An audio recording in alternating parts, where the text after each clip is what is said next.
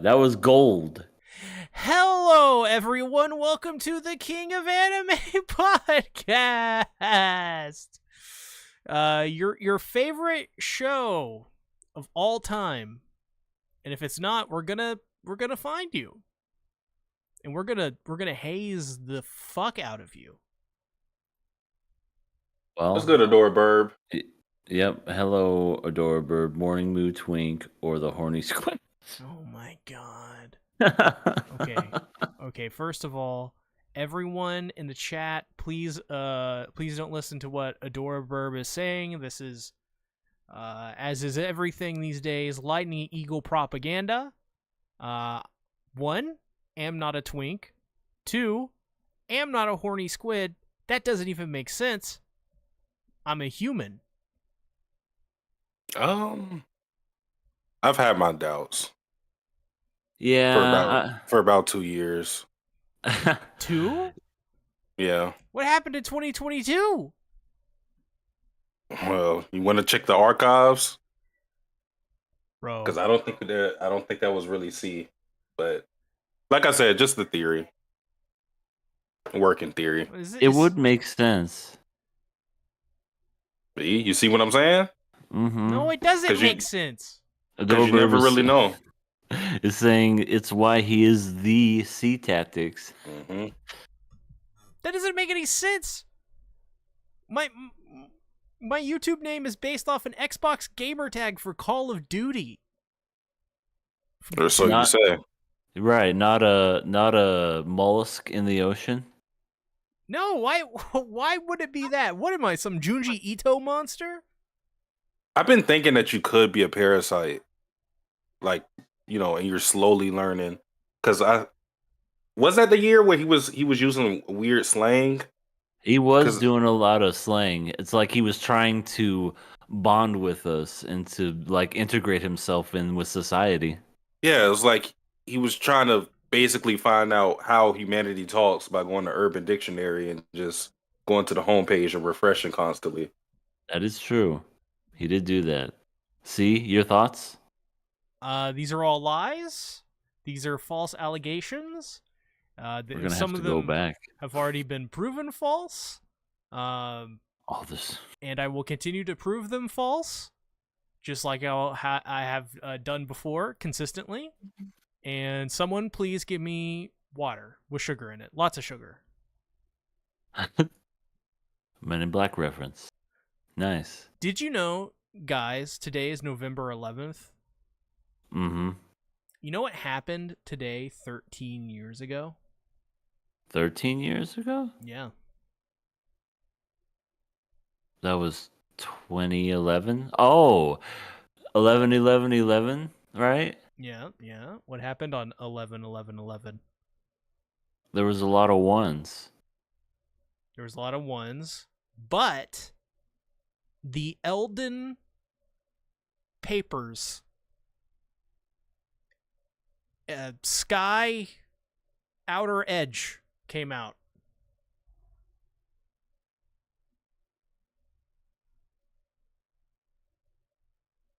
Fantastic. What is this link you just dropped? You don't want to know.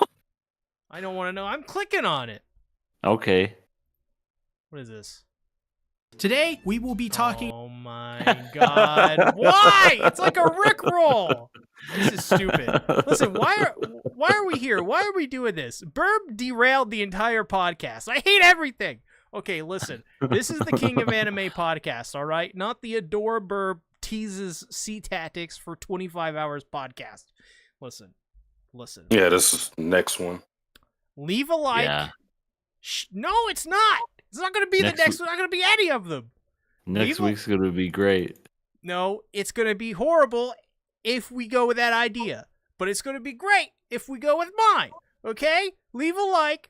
Share the podcast out with your friends. We got a Patreon. Patreon.com/King of Anime. We also got a Blue Sky. Come make some biscuit with us or die. Also, subscribe to us. Bitch. Thank you. All right, I'm calm now. I'm good. Oh, you're all better now? Yeah. We don't got any news this week, do we? I guess the only thing is, I think Oshinoko has officially ended the manga. Oh, really? Yeah, Aren't like people really mad about that? yeah. A lot of people said the ending was ass. Who could have saw that coming? Well, yeah. Um, Us. Basically, if you're a manga and you have any shonen-esque aspects or a romance, you're probably going to end. You could take like a coin flip whether or not it's going to end all right or abysmal. This is what we got to do. We got to go back in time, and we got to kill whoever the freak came up with these bad endings for shonen series. I don't know what it is. I think it's just after a certain amount of time. They just run out of ideas. Well, because you would expect the ending to at least land in some aspect because that should be the thing that an author has in mind, right? Unless you're writing at the seat of your pants, which some authors have, but I feel most authors would at least have the ending thought out. Um, Now you wouldn't have how you're going to get there thought out, but the ending itself. Right. So honestly, I don't know why that continues to be a trend. At least with the, like I said, popular long running series, for whatever reason, just don't seem to have a good track record. At least with the fandom, our side of the fandom, that is, because I don't know how Japanese people feel about the ending. Or, They're probably like, um, it was very tasteful. It was nice. yeah, I mean, we have very different opinions just based on like popularity polls and stuff like that. Mm-hmm. Yeah, that's true. It's a good point. Dorburb says this shit is so ass. Oh, that's the meme. Dang. You never seen the meme? I don't know what memes are. Oh, you should try one. Well, what is Pretty it? cool. What do they do? You adapt with our language, and yet you don't know what memes are? How much do they cost? What is the currency? I'm scared. I have some news that I just saw today, which I thought may be interesting. For a little bit of context, voice actor David Wald leaves the role as some character in Fairy Tale and will not return because Crunchyroll is a big stinking doo-doo head. I guess Crunchyroll, and this is according to, the voice actor and everything. He claims that the company opened his mail without his permission and gave away his contents. So all of his fans that have been sending him stuff for the past 5 years, he never got it because Crunchyroll went ahead and I guess like took his shit without his permission. Oh yeah, What? no, they like so fans were like sending in like gifts and stuff because they didn't have like an address to send it to, so they would send it to the Crunchyroll office and then send it, and the idea is then they would send it to who it needs to go to. Instead, Crunchyroll employees decided to, why is the stream buffering? It's doing that thing again. I don't know why that is. VPN? You're right. Let me turn this shit off. Pretty much what happened is they got the packages and they went, okay, let's open it all up. Who wants this package? Who wants this thing? Oh, you don't want it? Okay, well, we'll just throw it away. Isn't that fucked up though? That's kind of fucked up. Imagine working for a company and stuff that was intended for you, somebody else takes it and half of it's thrown away. Not even that. And just imagine the human aspect of that. Is someone probably spent a lot of money, worked a long shift, maybe even wrote a touching letter. Maybe this voice actor, helped them through something, or maybe they're friends, personal friends of the voice actor. Who knows? You never know. And this corporation, who's already shown they are very above the being common decent people, gets that package and then disregards your intent, disregards your the thing that you wanted to do for this other person. I mean, the human aspect of that is atrocious. I mean, that's horrible.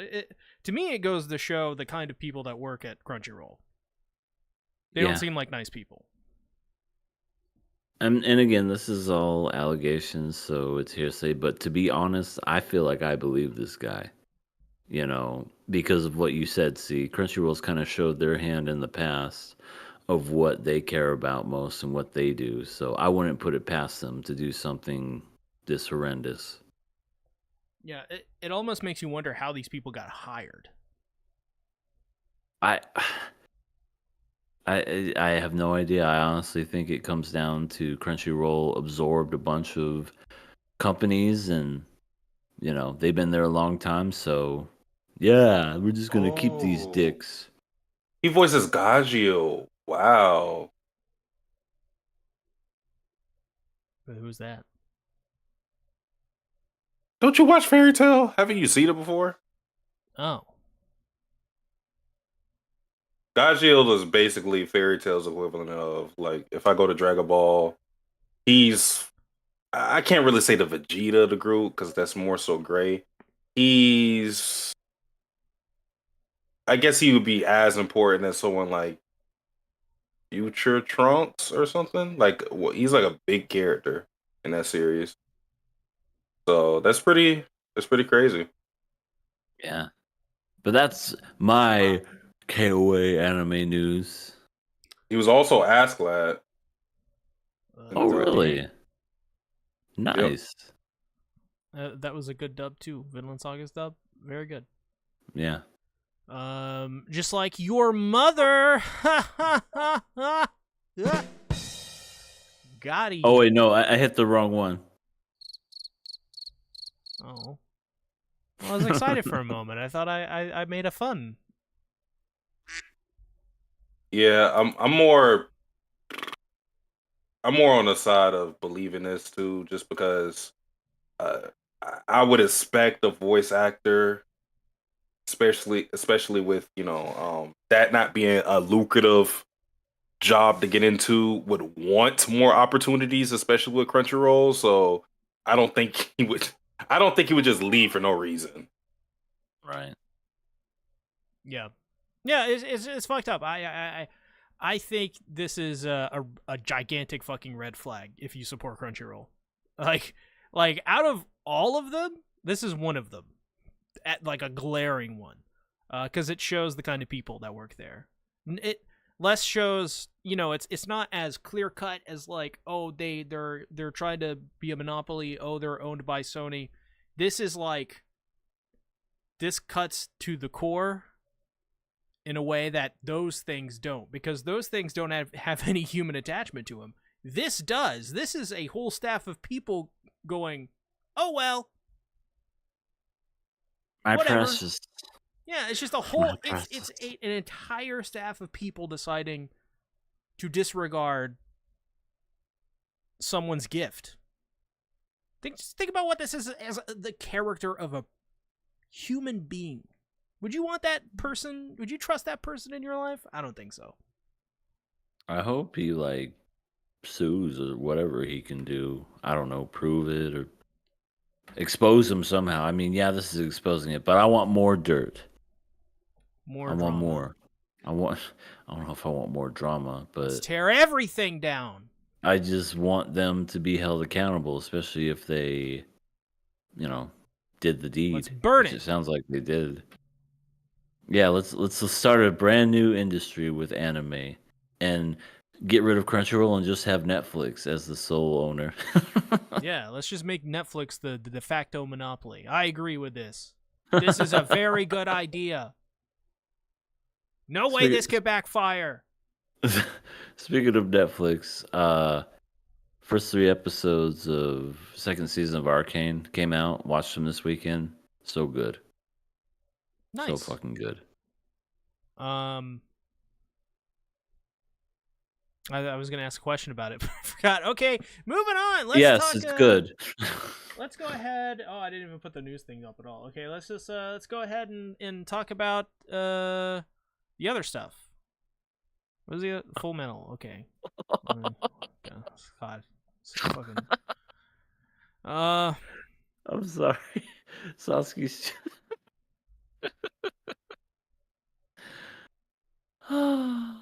It's what he said on his Discord not that long ago, and it's just funny.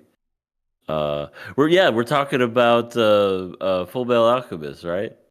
Yes. So let's go ahead and let's get into episode 12 of Fullmetal Alchemist. This is a crazy episode. In fact, all three of these episodes are actually kind of insane in terms of getting the plot rolling forward. Yeah. I feel like the first part we just went through, the first 11 episodes or so, all of that was kind of like, hey, remember Full Metal from 1942? Well, we brought it back, baby. And I'm sorry, 1942? Yeah, 1812, whatever. Same difference. And essentially this episode focuses on a little bit of their past with their father Hohenheim, who is a real d-bag, by the way. Oh, he's a ho-oh, right? He's horrible. Also, kind of like giving more detail about how their mother died, and generally speaking, we get to also meet their sensei, who I can never remember her name. I've seen this series a billion times. I can never remember it. Izumi Curtis. Yeah, and she's got a great husband. I'll forget that in 5 seconds. Believe me. He's bigger than her and like taller and everything, but he's a big old cuddly teddy bear. Listen. He wubs his wife. She is a MILF. Is she though? Yeah. By technicality. Okay. I mean, she had a tragic, story and stuff. Actually, where do you guys want to begin with this episode? Because there's a lot to really dive into. We are introduced to the Edwick Elward brothers sensei, who dumped them on an island to test their courage. See you in a week or in a month. Bye-bye. Well, there was a couple of things before, because you see all of this happened after their mother's death, because sometimes I won't say it's hard, but I think it's easy to forget the timeline with this show sometimes. So when they meet Izumi, or they see Izumi for the first time, it's after their mother's death. You can still see they have their body, so they haven't committed human transmutation, because they're still studying alchemy and trying to understand how to do human transmutation in the first place.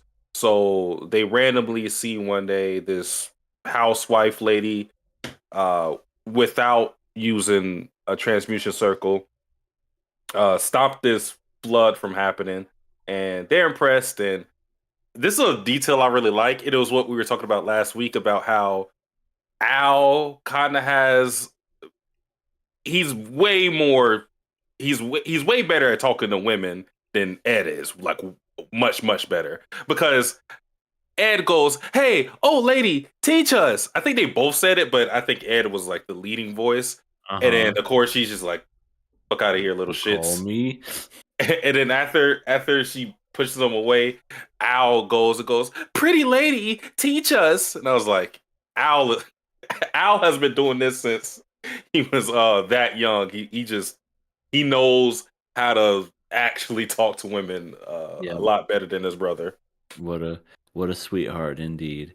Hello, pretty lady. Oh, okay. You can only be on that island for a month now. I was gonna do 6 months, but now it's only gonna be a month. No, I was just gonna abandon you outright. I was never gonna come back. But all right. If you're alive, I'll come back. I could see that as like a trick she would do, especially if old lady. It's like, yeah, I could totally teach you. Stay on this island. I'll be back in a month. And not, and then she just doesn't come back and just sees 2 dead bodies. Just No. forgets. Even worse, she comes back like 40 years later, and they're fucking old. They've built like a fucking village. What have we done? They've become like elder statesmen of their area. They've become like rich and wealthy. They have their own economy and their family and everything. They have like a whole side story they've went through. Which would be crazy because did you see the size of that island? It's so damn small. And yet there's like foxes and rabbits and bugs. That's actually a good point. It had a decent amount of wildlife for how small that island seemed to be. Yeah, it was really tiny. And I was just like, there's a lot of stuff on here, more than I would have imagined. Oh, you can live on this island. There's nothing on this island. It's all Yeah. gone. But they did it all because Ed ate some ants. That's true. I like the fact that he got so hungry. He was so starved. He tried to eat his own brother. Yeah, he did. He left teeth marks in them too. He was like, "Ow, what are you doing?" Sorry, you looked like a giant anime-sized You look like a McRib. whatever those called, just ham hocks or whatever. I want to eat one of those one of these days, just to say that I did. I know they'll never make them, but still, I want to eat a brontosaurus leg. You become Luffy. So next up, Yep, and then I get fat like Luffy. but yeah, they stay on this island, and Izumi leaves them with a phrase, and they're supposed to decipher what exactly it means. And I don't know if there was a right answer. I mean, obviously she passed them when she heard their answer, but I don't know. I want to ask you guys that because her response to it made it seem like maybe that wasn't exactly what she was looking for, but she was satisfied with it. And that's kind of how I took it. I think if you probably I think maybe she was expecting the answer that she would come to. But maybe in that moment when they gave the answer they realized, "Oh, well, that's just a different perspective on it." And that's maybe what caught her by surprise. And it was kind of like, "Oh ho ho, kids finally learning, you know, what life is like and contemplating and theory crafting and philosophizing and all this stuff." Maybe it's kind of like kind of laughing at them out of maybe because she's been there before too. That's sort of how I took it. I mean, there's no way to prove that, right? But that's how I saw it. What about you, EA?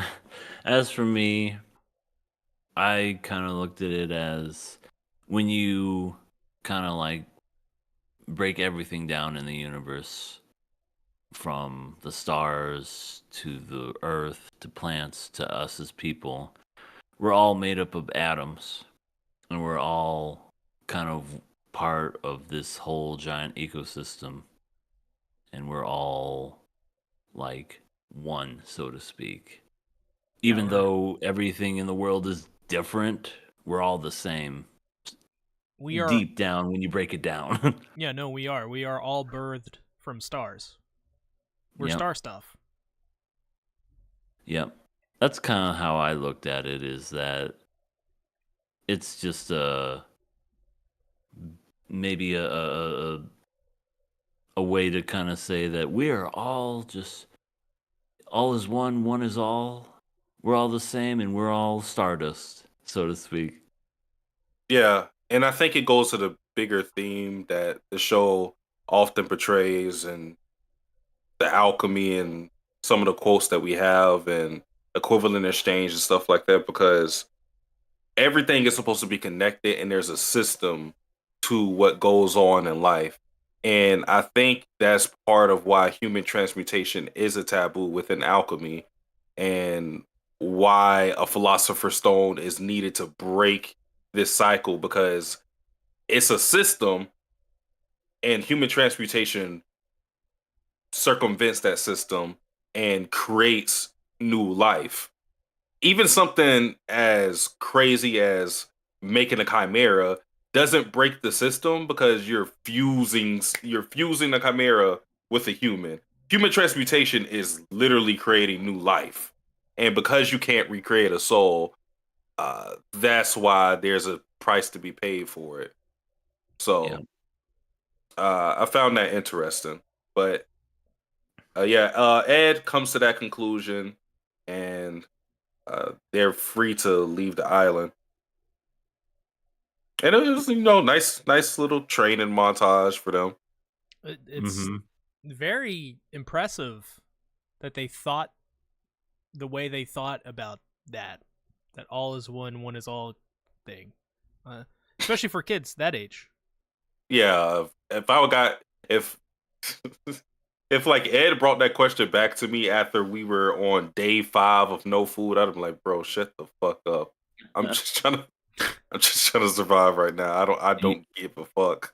You look mighty tasty. I don't want to have to take a bite out of your ass.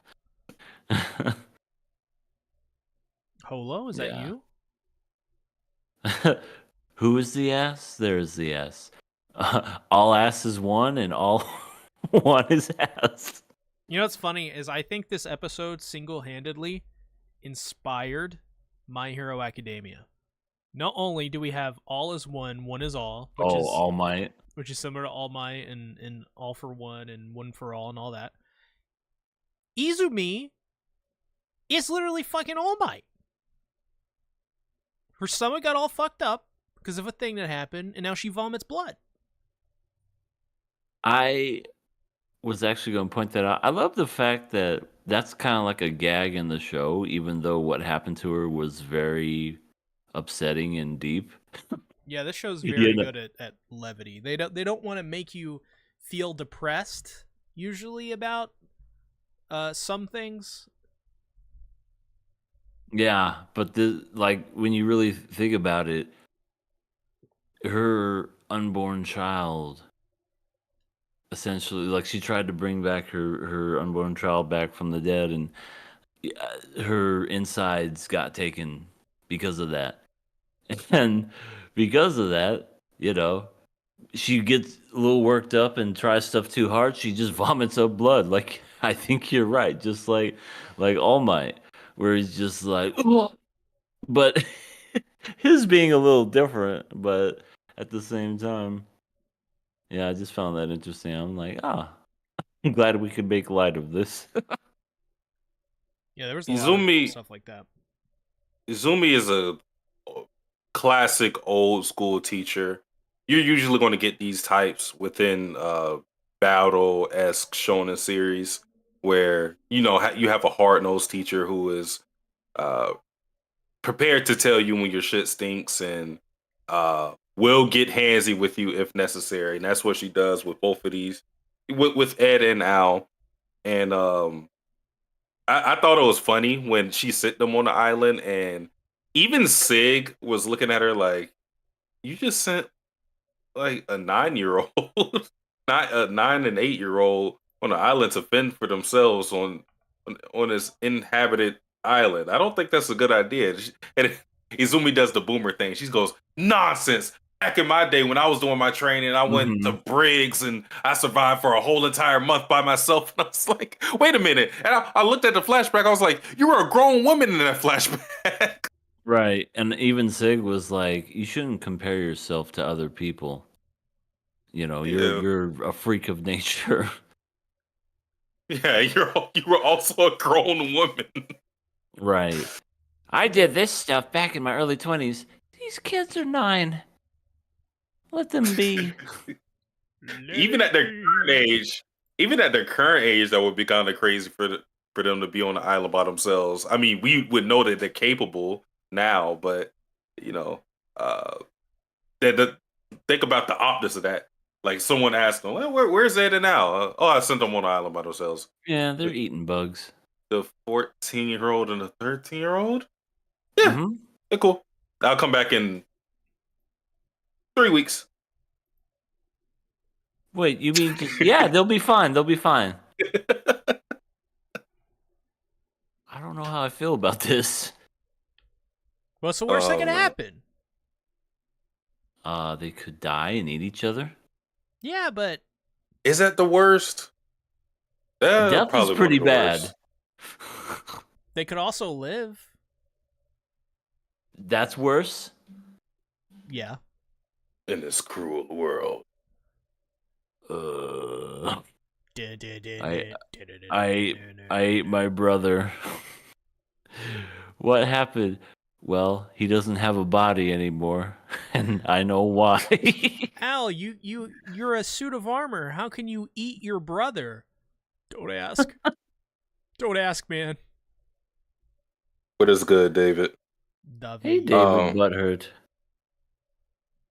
Yeah, but I think so when Izumi goes, because one thing we didn't mention before we talked about the flashback and them going on the island. There was a concerted effort on Ed and Al's part to try to disguise the fact that they did human transmutation, because at the time that they were trained, again, they didn't try to bring back their mother yet. So they never saw Izumi since that. So Izumi is aware that Ed was the Fullmetal Alchemist because his name resounds within Mestria, but she hasn't seen him. So when she sees him for the first time and she does a little sparring with him, she notices something, obviously, and she doesn't say anything at first because she doesn't know for sure. But, there's little clues there when Al doesn't want to eat for whatever reason. Oh, I ate something big before we got here. And Ed tries to quickly change the conversation. She just understands, something's not right. How did you know that my arm was missing? How could you guess that something was wrong? Was it the fact my 14-year-old brother is in a 8-foot tall suit of armor that weighs 635 pounds and has glowing eyes? That's a hobby. Yeah, he just loves staying there. Don't you, Al? Yeah, yes. He says the suit, in Ed's word, he said the suit was like 7 feet. So I don't think Izumi's that dumb to think, oh, man, Al had a hell of a growth spurt. Yeah, he filled out real good. And he's the younger brother? Shit. Drink your milk, boys. Drink your milk. This whole genetics thing is getting ridiculous, she's probably thinking. Oh. What are they putting in our food? But so yeah, she uncovers that they use human transmutation, and Al and Ed realize that she also used it because they think back to her using alchemy without any transmutation circles. So, and probably one of my favorite moments out of the batch of episodes we watched, they just embrace each other after they tell the truth to each other of what they've done, and it's kind of like them just acknowledging the taboo that they committed, understanding how foolish they were for what they tried to do, but embracing each other because they still have each other despite all of it, and they're still living. And they only have each other. There's nobody else on the planet that could relate. And I think, except for the chopper, we don't talk about him. Edward Alward Wedwick, whatever the fuck his name was, his full name.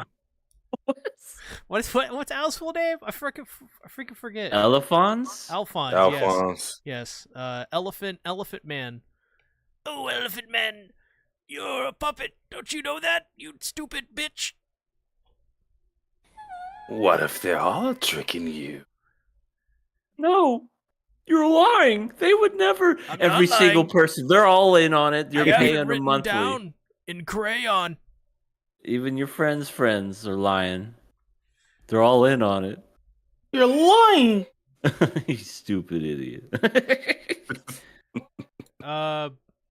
But yeah, no, I like that as well. I thought that scene was really great because at first, Al is apologizing. He's like, "Oh, I'm sorry." They're thinking that they're going to be punished and that they've done something horrible, but instead, it's like it's just, hey, we all three of us did something horrible.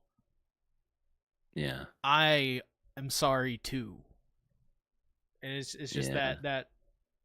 that realization of their helplessness and that realization of it's all their fault is like really really emotional. Also, I will say though, Izumi kind of a badass because I mean, kinda. there's like this gigantic flood that's happening. And she saves everyone. And the crowd of people are like, "Lady, who are you?" And she says like a superhero catchphrase line. "Me? Oh, I'm just a housewife." Dun, dun, dun, dun. As she pukes blood at the. I am just a housewife. Yeah, Izumi's very cool. I like her. Yeah, it's just a shame you can't remember her name. Yeah, I'm gonna forget it. And don't you forget it. Oh, I won't forget it. It's gonna be part of the King of Anime award show. What was the low light? He could never remember Izumi's name. Having an EA moment here. Yeah, I would say I'm a little better now when it comes to that. When I first started, I was like, "Return what to who? Huh? I don't know who that is." I had names: pink hair girl with the long with Bone Daddy, and I think Slime Daddy was because I couldn't remember the fucking name. Yeah. I don't know. Yeah, I think Slime Daddy's name was Rimuru, and that just made me think of Rim Job. So Yeah. Ooh, I what? feel like Slime Daddy is a better name for him. It's funny because when people talk about that show being reincarnated as a slime, I can't help but just say Slime Daddy every time, and people are like, "What show?" I'm like, "Never mind." I forget that's not the name of the show. Slime Daddy to me forever. Same here. I do have to ask you guys though, what did you think about the Hohenheim hints in this episode where I think it's maybe it's Izumi who says it that he's trying to achieve this lifelong dream. To be honest, this episode I don't remember. I feel like it focused mainly on the flashback and the teacher and everything, but I honestly don't remember. Okay, I'm so bad. well, I'm so bad. I'm sorry. okay, so does it do you think it makes sense? Here's another question. This is kind of gets a little bit deeper into it, but do you think it makes sense for Ed and Al to have this hatred towards Hohenheim? We find out in this episode that he basically abandoned them, and they essentially yeah, okay. blame him for the death of their mother. Do you think that hate is, no matter what happens later in the series or these episodes that we're going to cover, do you think that is a rational hatred to blame the death of the mother on Hohenheim? Absolutely.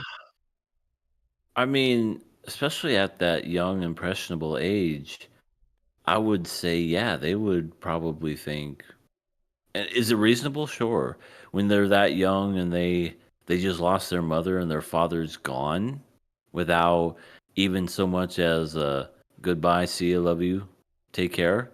Yeah, I absolutely think that it's warranted. I mean, I don't know if the reason that she died was because of him, but because it seemed like that she was sick. So I mean, regardless if he was there or not. Wait, isn't he a doctor? Um, Hohenheim? he's just an alchemist, right? He's not like a doctor then. I was gonna say that would make it worse. Like if he left and she, passed away and died, then they would have even more reason to hate him. Yeah, I asked that because I went on Reddit after this episode, and I was looking at some of the comments, and some people were saying that. They're like, "Oh man, they're like hatred towards Hohenheim is maybe a little bit misplaced." Just in that example alone, not taking into account anything else. And I always thought that was, or I thought that was a little strange. So just wanted to see what you guys thought about it. Yeah. No, Go ahead. I'm sorry. I was going to say I mean, their perspective is, and we don't know. There could be something bigger to it. Because obviously the mother was okay with him leaving because she kept covering for him. So she knew something that the Elric brothers weren't privy to. So we could find out some information that I wouldn't even say it justifies it, but it would make his actions make more sense. But I don't think that would invalidate their feelings on what happened, because from their perspective, he leaves, doesn't come back, their mom gets sick, there's no one to care for her other than them, Pinako, and 8-year-old Winry, and then she dies, and then No. he never visits, never says anything to them, and they had to raise themselves, essentially. So them, and it's more so Ed, because Ed is the one that has more the anger direct towards the father. But their feelings on that makes a lot of sense to me. For sure. I agree with that sentiment.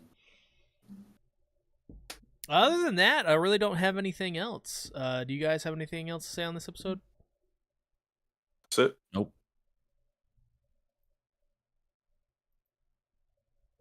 Alrighty, let's go ahead and jump into Fullmetal Alchemist Brotherhood episode 13. This was a really good episode too. Nice and action packed. Yeah, action packed. I mean, we got the introduction to, I think, some of like my favorite side characters in all of FMA, which is like Greed. Also, we get the whole. Yeah, we get the whole thing with Scar. There was just a lot that this episode did that I thought was a good setup for the next episode, which was the really crazy episode. But this episode was really cool. What do you guys think? We had an interesting anime only scene where a girl crawled inside Al. Ah, yes. I forgot about that. And he said, "Get out of me." And I'm like, that's one of those scenes where somebody walks in, you can't explain anything. Always, it's like, what are you watching? This Well, is see, that's Al, and he's 14. And well, why did he say this girl's inside? Wait, no, let me explain. You can It's like literally those word videos it. you sent me. You could literally word it this way, and it sounds so horrible. Lady defiles the inside of a 14-year-old boy. And they struggle for dominance. Yeah. Right. She forces his way inside. This is like the worst way to describe this scene. I love it. I mean, Cursed. and the funny thing is that's what happened. Woman forces her way inside young man's body and forces. Oh yeah, just no matter any way you slice it, it's bad. Yeah. But before all of that, couple of things happen. First, Izumi expels Ed and Al for being her students after the after the touching moment. She's like, "Oh, I'm glad we could come to an understanding, and we've all revealed our hearts to each other. Yeah. I'm expelling you guys. Get the fuck out of my sight. I don't want to see you again."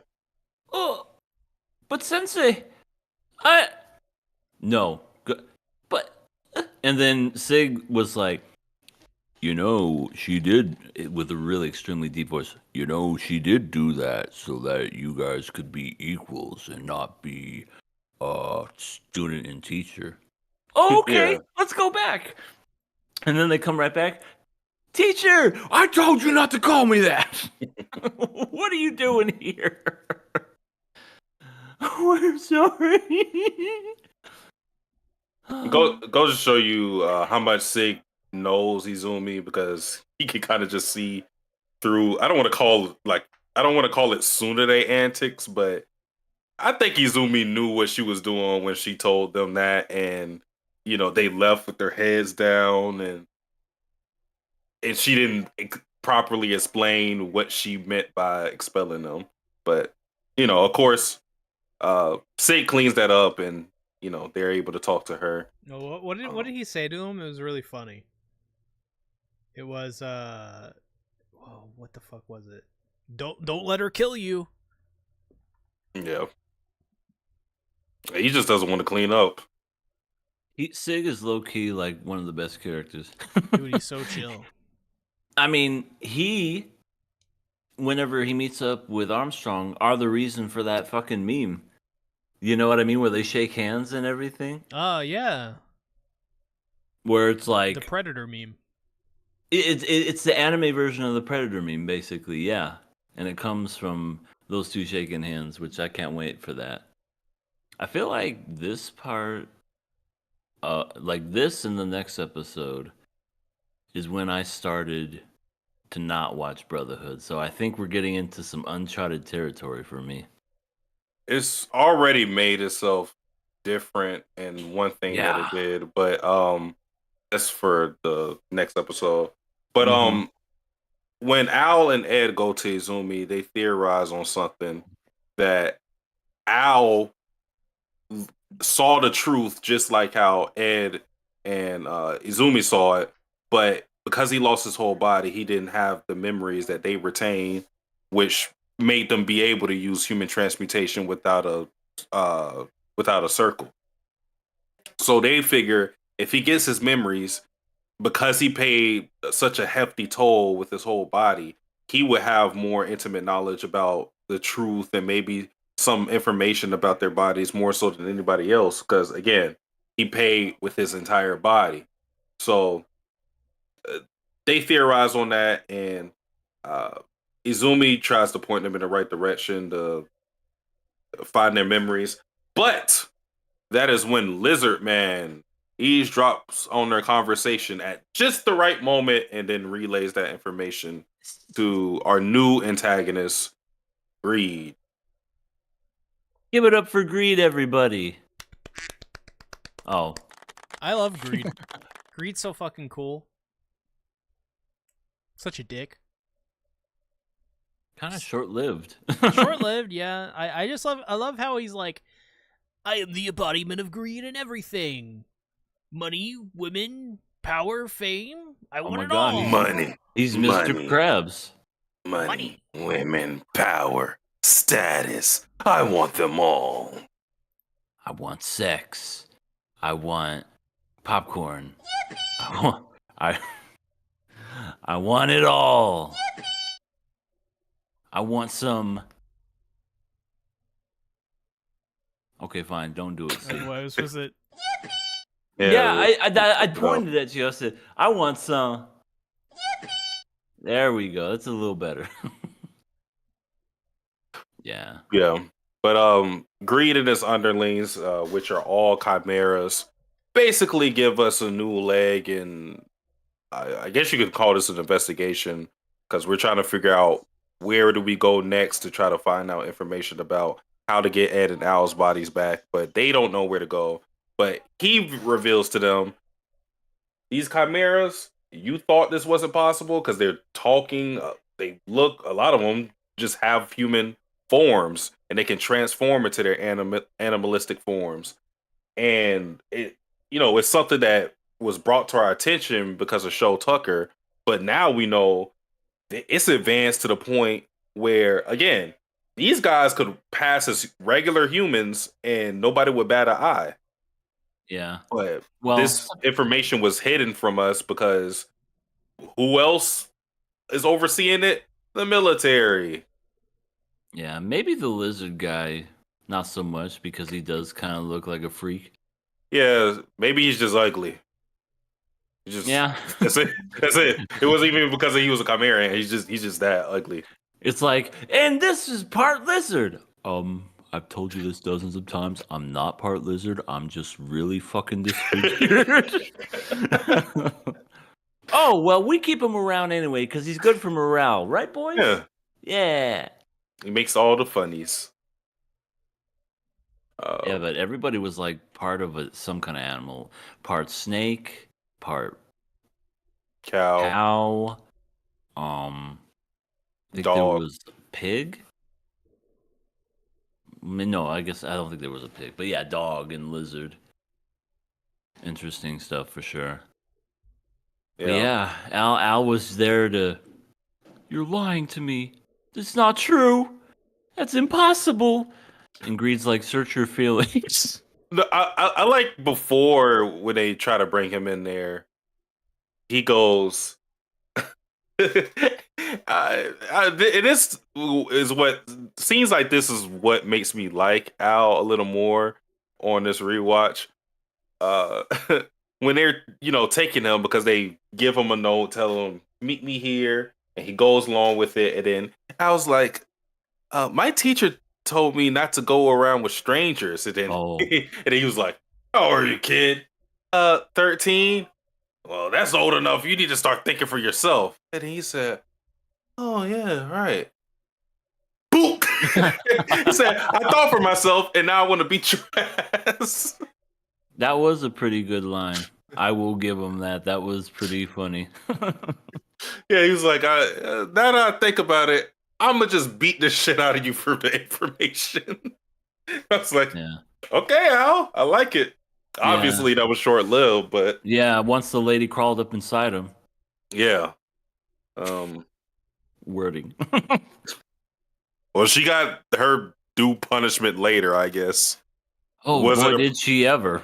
Yeah, wasn't it totally appropriate? Maybe not, but hey, that's what you get for crawling inside 13-year-olds, lady.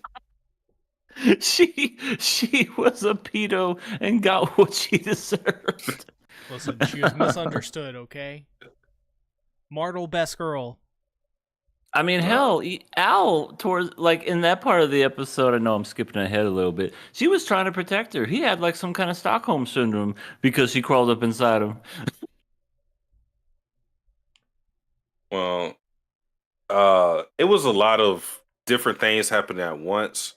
So going away from the whole greed thing, we saw Roy and his team transfer to Central, or beginning to transfer to Central, and he's letting everybody know.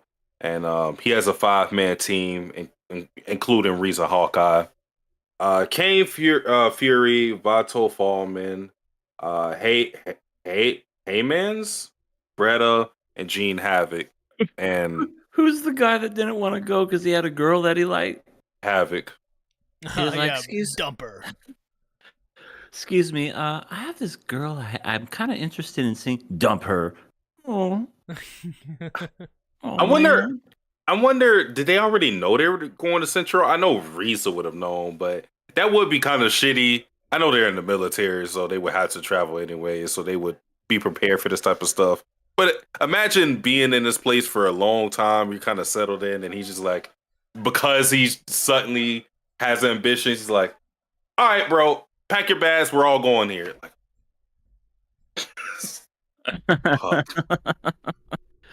Damn it, I had this girl, I had my eye on her for a minute. I mean, it might be some people who actually just have families there. It's just like, all right, we gotta take the kids and wife and just move now. Hey, baby. Yeah, I'm moving to Central. I'm sorry. I'm sorry. You're how many weeks? Oh my god. We just. I don't think that's my kid. I mean, we just started dating, and you're 2 months pregnant. That's the plot of fucking Isn't that the plot of Next Friday? It is. I saw that she had a little bit of a pudge, and I just thought, maybe she just had a little bunch to eat. Find out she's 6 months pregnant.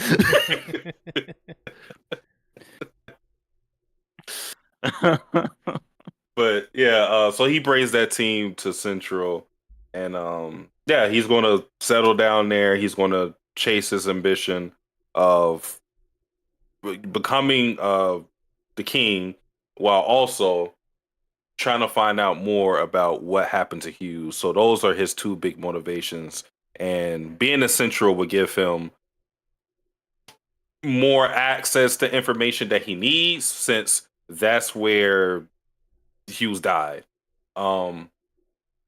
So that happened, and the other big thing that happened was Scar, and I'll leave that to y'all. Yeah. Scar just kind of like woke up, and then these people were like, "We're gonna kick your ass, Scar." And then he killed like 2 people, but the one that like snitched and ratted him out, he was just like, "You can live," for some fucking reason. I mean, he's like, you can't really snitch on me anymore. I'm out of here. So, what are you going to tell people? I'm a murderer? I mean, you won't tell him anything because you're dead. I'm just surprised he didn't. He killed everybody he saw before, but now all of a sudden he has a change of heart. I was gonna kill all of you, but then I thought, nah. That's pretty much what he did. Yeah, it is. Which honestly, if you think about it, with his character, maybe he should have. So it's kind of interesting he didn't go through with it. Well, Yeah. I don't think Yoki's much of a threat to him at all. I mean, those guys weren't either, but at the very least, they were trying to take him in and put him in I guess. Actually, I don't know, because no, they're probably yeah, there probably is a reward out for him right now based on how much Bradley and the rest of the military want him because of him killing State Alchemist. So that makes a lot of sense. But speaking about Yoki, he was the guy that so there was, I think it was episode 2 or 3. They speak about him in passing, and this is one of those things to where, again, the original one fleshed out, and mind you, this is not the anime just skipping over stuff. It's very accurate to the manga. You don't get focus on his plot line, which is basically Ed and Al make him sign over a deed for the town. I don't know if it was a company or something that he had, but they basically tricked him, and he was a military officer, had some status, had a lot of money. Ed and Al fucked him over basically, and he became broke, and that's why he tried to turn Scar in, and that's why he has a vendetta against Ed and Al. Mm-hmm. Yeah, that's. I bet that. To be honest, I forgot all about that till you said that. Yeah, like, yeah, oh, honestly, and the fact I forgot about it, and it probably took so many hours for the author to come up with and plan out. And then they were just like, we'll just do it in a cutaway gag. Family Guy. Hey, Lois, remember that time? Remember that time I almost gave up Scar and split the money? Remember that time I became an alchemist and I killed all the Ishvalans? Lois, look at me. Aw. Oh, he just hits his knee. Ah. When he was fighting the homunculi. The homunculi. Oh. I Yes. I like Scar killing those guys though, just because it's at a point where you know uh, I watched this, so I already knew what Scar was going to do. But maybe if you're watching this for the first time, maybe you're thinking to yourself, "Is this where Scar may have a change of heart because he's among his brethren, and that was part of the reason why he's on this mission is because of the extermination of his people. So maybe he could live amongst them for a little bit and have a change of heart. Not as soon as he wakes up, obviously, but if he lives with them, who they're living on the outskirts of society and they're seemingly being peaceful and just biding their time and just chilling out. Maybe he could change if he stayed with them. But Scar says, "Fuck that! I have a mission." He's Mission like, from God. "Yeah." He's like, Yeah. I appreciate you guys taking care of me, but I need to kill some people. I'm out." Yeah, it feels like he's in for a penny, in for a pound. Like he is just all in on this. And yeah, I do think there is some of that kind of like hint of like, oh, what it could be, which is him with his people and supporting one another. But I think he truly does feel like this is the only path that is meant for him for some reason. Well, I mean, we know the reason, but he just unstoppable, unswayed. And I Yep. think he probably does. He probably does know Unwavered. that he could live there and be happy. But I don't Yeah. think he can accept that. Yeah. He doesn't want to live with the kid that sounds like Trunks. It was just him in particular. Like, I would stay here, but this fucking shit is annoying. He just hit. Hey Scar, you awake? Oh my god, I want to choke this fucking Hey, kid big out. brother. You want to go and like try and not be judged? Come here, little kid. Come here, I have a secret to tell you. Close your eyes. But Boy. like from how that whole scene happened, to me it felt like Scar, and they already shown this. It doesn't seem like Scar takes pleasure in what he's doing.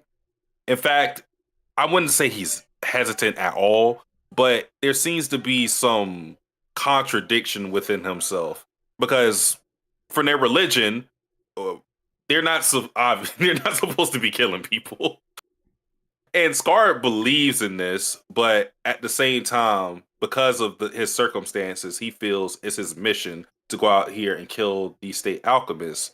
So, yeah, I would say his character is very conflicted. It's like he wants to live peacefully, but he can't live peacefully with the threat of the state alchemists. Because, I mean, if they exterminated your whole people, they could probably do it again if they just found the remnants of you guys. Yeah. And it feels like one of those things too where it's like they unknowingly woken a sleeping beast within this guy. Like they it's like that saying F around and find out. That's kind of what his character in some ways feels like. Just all right, you chose to do this and you have now have a reckoning upon you. And what I do could have been prevented by you. And I don't like it as much as you don't like it. It's unfair, but it is what it is. I mean, we talk about this show and equivalent exchange and there being a cycle, and the cycle of revenge, hatred would also apply to this. So it's kind of like the pain, the misery, really King Bradley put in and inflicted on the Ishvalans is what they're getting back now. Is basically karma personified. Yeah. Yeah. For sure. Definitely. Definitely the great equalizer of sorts. Plus, at the end, we get to see his cool arm tattoo. That was pretty cool. Yeah, nice little sleeve he's got there. Sexy. Also at the end, we get the cool fight scene with Ed and Greed. I know we really didn't touch much about it, but that was really well done, really well animated. Ed kind of like weakness within Greed, and then freaking random housewife beats up Greed. I like how the fight is done. I'm not gonna sit here and act like I know science. Science used to be I used to be all right at science, but basically how Ed goes about exploiting his weakness because Greed, being a homunculus, has uh, regeneration capabilities, and he has this. He calls it the ultimate shield, which is this super hardened carbon that Al or Ed can't cut or anything. Like his alchemy blade auto mill thing doesn't work at all. But what he does is first he uses alchemy, and he separates the atoms and makes them vulnerable. So like, if we have a solid and is very compact, he's spreading it out almost like it's a gas or something, and making it soft so he could just hit him, and then because he's still a human at the end of the day, he's just coating himself in carbon, and once he uses alchemy on him, it makes him vulnerable enough to where he can penetrate it. So I thought that was cool. Penetration. Carbon. Yeah, it is a pretty cool little fighting technique. yeah. Yeah. I don't know. I just think Greed is just so cool. He's just so cool to me. I don't know why. I even like his transformation. I thought it's all just so cool, man. And even the way this fight ends with Izumi coming in, that was also that was just awesome. It was just like this clash of like oh, Greed is like, oh man, they're in trouble. This is Greed. This guy's crazy. And then at the end, Izumi comes in and it's like, oh my god, I didn't know I wanted to see this until now. I'm sorry, I don't usually fight women, and then he gets cold cocked right in the head by Izumi. I love her. I'm a housewife. Which you would think that he would. I can get you being like this old head misogynist or something, but you have a woman on your team who can fight, presumably. So you would think that he would be conscious enough to go, maybe I shouldn't really judge how she looks. I mean, he's kind of sexist. I mean, you see how he kind of acted in the next episode? Yeah, and honestly, Martel's kind of cool. Like, she's chill. Yeah, she's cool. All and of them she's are, splattered honestly. everywhere. Yeah. Well, don't remind me. And she was really cool. Don't remind me. Any other thoughts or feelings about FMA? It was a good episode. We didn't really talk about what Greed wanted, which was that's right, to have immortality. Yeah. In a sense of what he sees in Al. Because we look at him as immortal because he has regeneration abilities, and that's why Al was questioning him, like, why the hell do you want to know how to have a body like mine? And he's saying immortal in the sense that, with Al, doesn't have to sleep, doesn't have to eat, doesn't have to shit. So he wants to know how he can achieve that. He's like, yo, this is really fucking cool. I like how Ed and Al are struggling so hard to get their original bodies, and he's looking at him like, no, this is the cool shit. You cooked right here. Who did this? I want me some of that. I like how he even mentioned I think it was either Al or Ed, where they were like, "Why don't you ask your buddies about how, because they had some people that were just like Al, but in another side within the prison." And he basically said, "Yeah, we kind of don't get along." And I was like, "Oh, that's interesting." Yeah, he definitely came off as the black sheep of the homunculus, which yeah. But yeah, he outright says, "I'm not really affiliated with that group," which showed you that that side has a team and he's not on it. He's trying to do his own thing.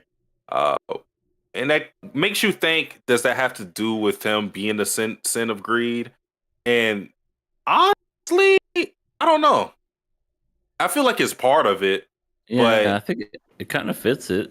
yeah, I feel like it's part of it, but he still has his own unique personality. So, um, yeah.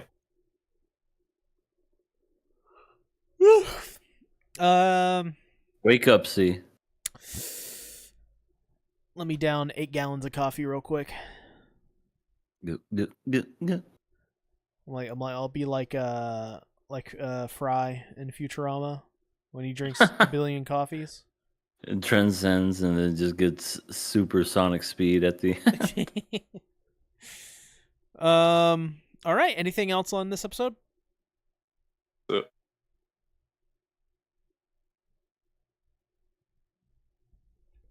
Let's go ahead and let's jump into, oh my god, Fullmetal Alchemist Brotherhood, episode 14.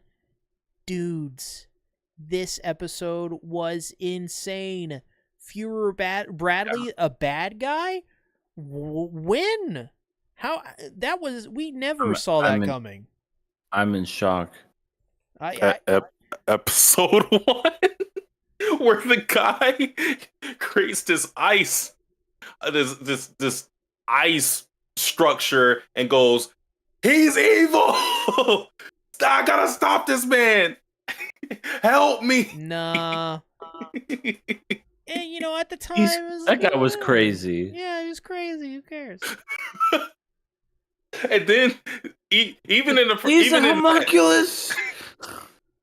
Even when Bradley killed him, Bradley has like this. It has this red. It turns like black and white, and the way he kills him, it just seems evil the way he killed him. It's like, what the fuck is wrong with this guy? But well, yeah. Now you're dead, motherfucker. Yeah. Then there was the episode. I want to say it was episode 12, or no, episode 11, where they were figuring out information about the homunculus, because Ed and Al were telling them about what they saw with Envy, and then Bradley looks over the notes. He's like, "This is very interesting, Fullmetal. It would be ashamed if you told anybody this information. You should probably keep your mouth shut." Yeah. And he's just like, "No, oh, okay. Like there's been multiple occasions where he's threatened their lives very overtly. Hell, he did it this episode too at the very end.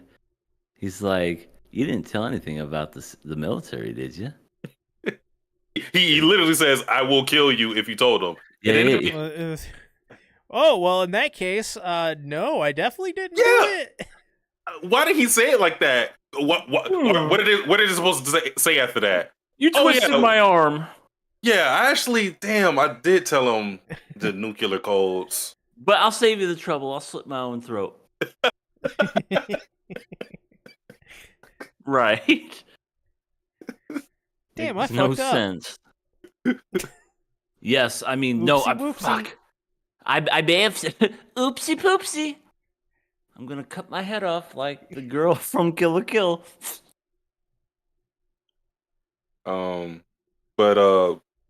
Yeah, King Bradley goes to Ray Gree's hideout, and from the fact that he's here, should have set off a red flag before you even see the eye. Because the question would be, how the hell does he know about this? Nobody in the military told him anything. There's only one group that seems to be everywhere where they need to be to shut down some information, and that's the homunculus. Every time there's some shit that somebody should not know, they just pop out of the corner. Just Guess who's here? Oh, here comes. What would Satsuki be? He wouldn't be like Greed. He'd be like.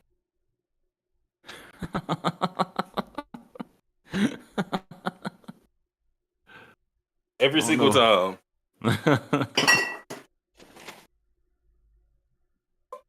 Yeah. Well, because of that, we now know why the homunculi know everything, because they have somebody in control of everything. Bradley. Yeah. Confirmed he's Wrath. He has been created solely for the purpose to infiltrate the government. And he can age, apparently. Yeah, he's a homunculus that can age and have children even. Yeah, he's 60 years old and has a little kid as his son. Yeah. Like, damn, his semen, he can still get it up. At that age. I have a son, and I'm almost 60. I'm going to kill you, Greed. Look at my swords. Stabby, stab, stab. Well, I wanted to say that was one of the big changes from the anime and manga to the 2003 version, because Bradley was Pride in the 2003 version, if I remember correctly. That's right. Wasn't Wrath this random little kid? Wrath, Thing? yeah. Yeah, I remember that. That is different. If I remember correctly, Wrath was like what was born from Izumi committing doing human transmutation. I think you're right. Yeah. That sounds right. Or no, I think no. Wrath had the body parts of Ed, I believe. Because there was like these scars where Ed's arm and leg were. Oh. It was some weird plot like that, but yeah, so that's a change, and I think Wrath is an appropriate sin for him, because oh my god, he went he turned into a madman against Greed, just turned him into a complete he bitched him. I don't know how else to say it. Scary. Most Bradley certainly. is scary. That's the best way to describe him. Frightening. He's a freaking pincushion. Just stuck all the swords in him. Killed the other chimeras like nothing. Just took them out one by one. And poor old Snake Girl. She wanted to fight him so bad. But Al was like, "No, don't come out. Stay in me now. Don't leave." Oh my god. No, now Al's trapping her. Oh my god. Now Al is the role. He's forcing her to stay inside him. It's like some weird romance. Don't pull out. Oh my god. Don't pull out, Myrtle. I want you inside of me. Well, you know what? She did something inside of him. That's for damn sure. She got penetrated and started gushing inside him. Speaking of that, whenever her blood touched his sigil, that's when Al remembered everything. Yeah. Yeah. Well, he had flashes of his memories, but he doesn't remember everything yet. But okay, not everything, but that's when it triggered it, was that blood. He's seen the truth. He's like, oh my god, that's where my body went. Give it back. But didn't deserve it. Best girl. No. What do you mean no? No, we literally have a better one. Her name is Izumi Curtis. Well, yeah, but Myrtle was good enough for a title screen, Full Metal Alchemist, and then she dies the next second. Yeah. Kind of traumatic to have somebody die inside your body. Can't really imagine it because I'm not a suit of armor, but It's true. Good point. That would be insane. You know, you pass out, have that flashback, then you wake up and you're like, what? Bleeding everywhere? Jesus Christ, what the hell, Bradley? I will kill you motherfuckers if you said anything to them. Full Metal What Boy. is happening? You did very good today. Good job. Full Metal. Good hard work. Edward, make sure to look after Al. Make sure nothing bad happens to him. Yeah, I love that too. He's like threatens him, says all this shit, and he goes, I'm just kidding. He's like the worst nice guy ever. He just doesn't. It's like he can do it right because he has a family, but once you see a glimpse of his nature, you just don't buy anything he's saying. He seems very insincere about everything. Now, Bradley is an example of how you do an evil character and have a family. Not like Muzan, who has a family and it's never fucking talked about again. But Bradley, he looks the part. He could act the part. Oh, how does it happen? Oh, I can believe something like that. Yeah, he's believable as a father. Absolutely. Mm-hmm. Absolutely. He can play the nice guy very, very well. Muzan, I don't think I've ever seen the guy nice. Let don't me think put he's my ever finger smiled. inside your skull, young lady. Wait, I didn't ask for consent. Maybe he's nice dressed. That's it. Yeah, his biggest influence is Michael Jackson. That's all we know. Yeah, that's basically it. But not only does King Bradley interrogate Ed and Al, but he almost seems to, I wouldn't say threaten, but he tries to recruit Izumi to the military, which goes back to something that we seen when we were in laboratory, the fifth laboratory, where we saw Barry and number 40. Was it like 40? Was it 41 or 41, 47, 40? I don't remember. But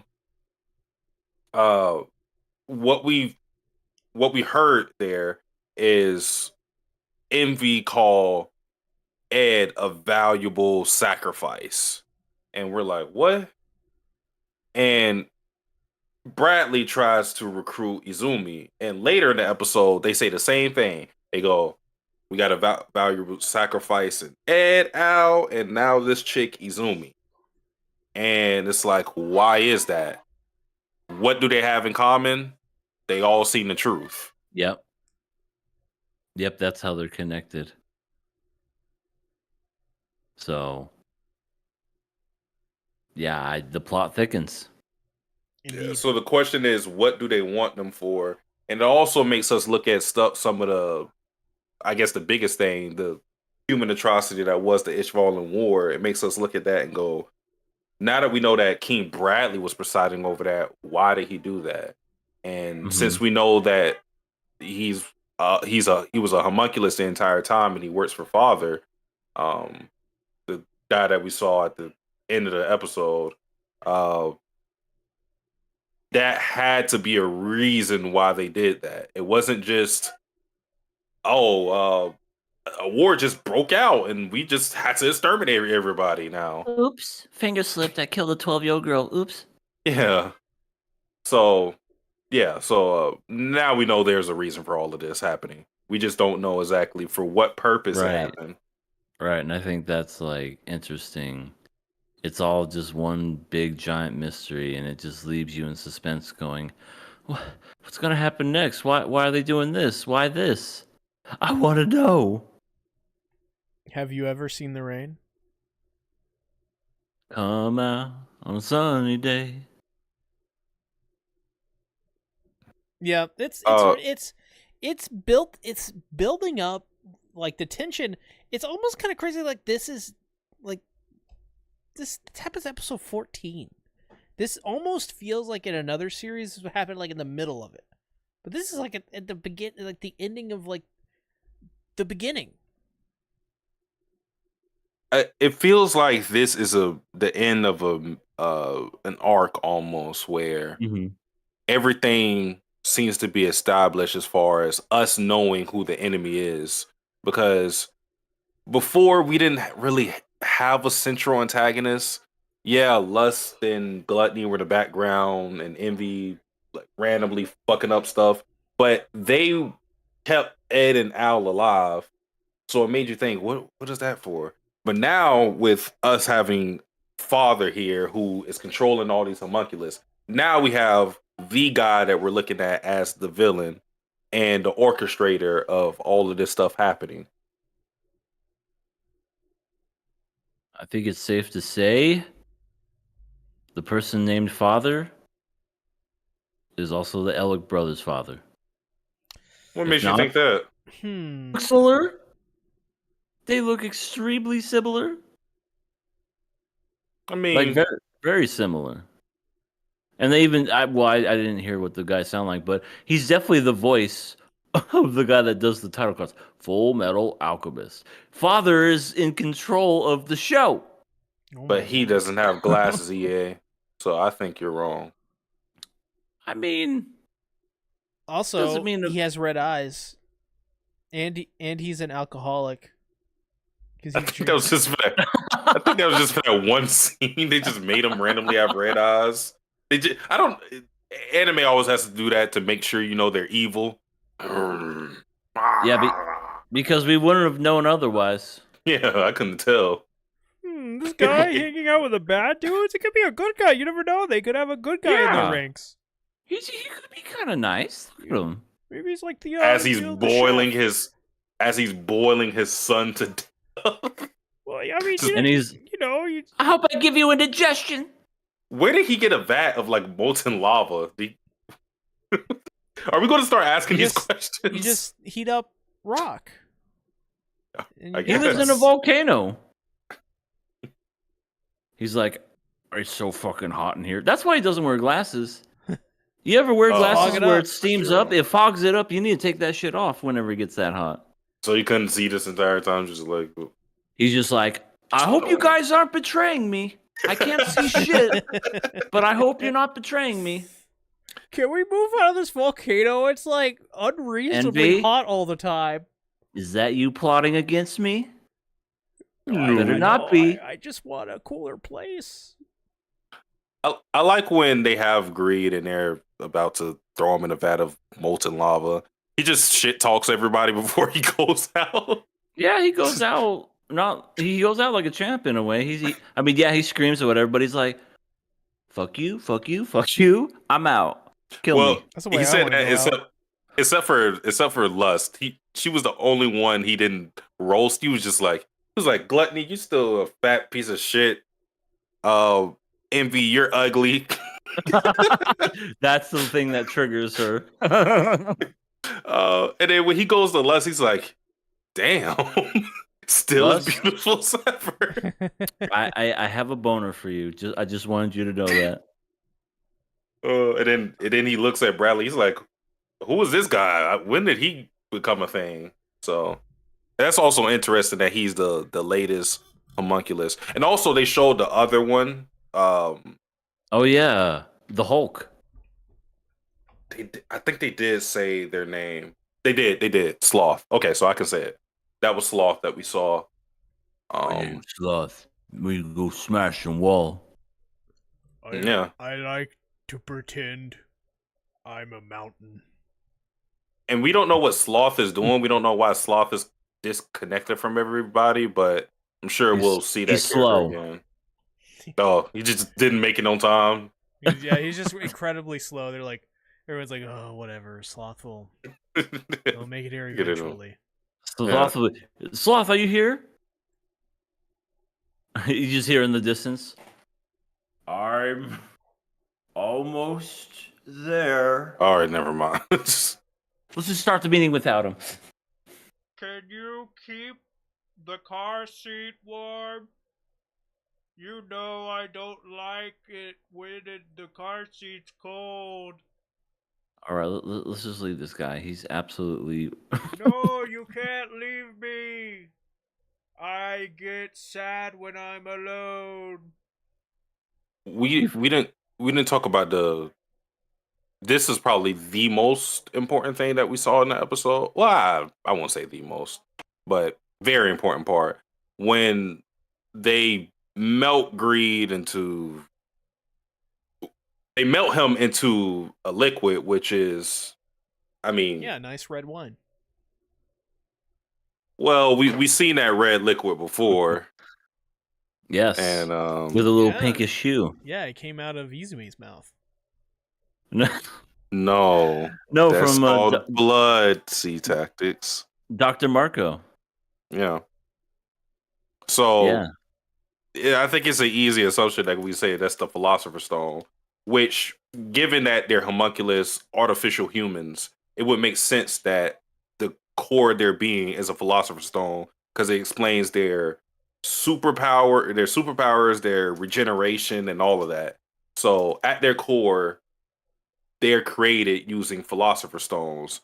So what Ed and Al are looking for are right in front of them in the Yep. form of 7 deadly sins, or I guess you could say 6 now. Greed got too greedy, Yep. and now his ass is literally melted and drank up. His ass You. is grass. Or blood, or Moscato, whatever you want to call it. Yeah, yeah. I've turned your body into a bottle of Frank's hot sauce. Ooh. What say I you, put that shit Greed? on everything. I say you can kiss my ass. Any other thoughts on this episode, if there are any? Really good episode. Like, I feel like these three was just like better, bestest. And yeah, this is definitely the point where I stopped watching because everything kind of seemed familiar but different. But also there were some things that were really not familiar because wasn't Greed. I mean, I know he was in the original, but I feel like he lasted a lot longer than he did. No, he definitely did. I Yeah. think I feel If like I he were- was like in 2 episodes fighting. if I remember correctly, I think Roy is the one that beats him. I may be wrong about that because the method and how they killed the homunculus is completely different. They had to dig up their original bodies or something like that, which they're weak towards, and that's how they're able to take care of them. They can't just beat them in a traditional way. Just so yeah, Greed definitely lasted longer. It was either Dante or Roy. I think took him out. I know Ed still fought him. Yeah, it's starting to deviate from the original, and now we're gonna be more, I guess, faithful to the manga at this point now. Yeah, yeah. We shall see. We shall see. I still one day I want to do like a watch through of just all of the cut out all of the anime original content from both of these series and just only have the anime or the manga stuff.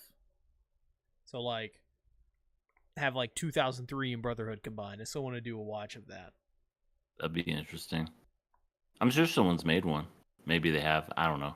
Oh yeah, it's easy. It'd probably be very easy to do. Alrighty. Let's go ahead and let's get into Rurouni Kenshin, episode 30. Yo, I ain't gonna lie.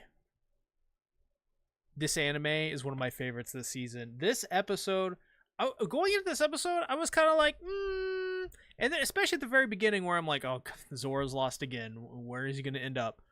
But by the end of it, I was like, man, this was just a fun, pleasant, straightforward episode where Sanosuke meets a random fucking dude in the middle of nowhere and learns like a really important technique that's kind of like extremely detrimental to him being in Kyoto. Kind of a little arbitrary there, but the outcome was really cool. We get to see this just this Sanosuke put himself literally through torture to learn this technique, and by the end of it, we get a nice little moment with Sanosuke and Sagara's ghost. Yeah, this episode was it was definitely a training montage for Sanosuke. He comes upon this monk. Cool design. I really like him. He's a big bulking badass. But something told me from the beginning that this person was probably going to be related to the plot later on. And sure enough, we find out at the end. I was like, yeah, well, I mean, come on.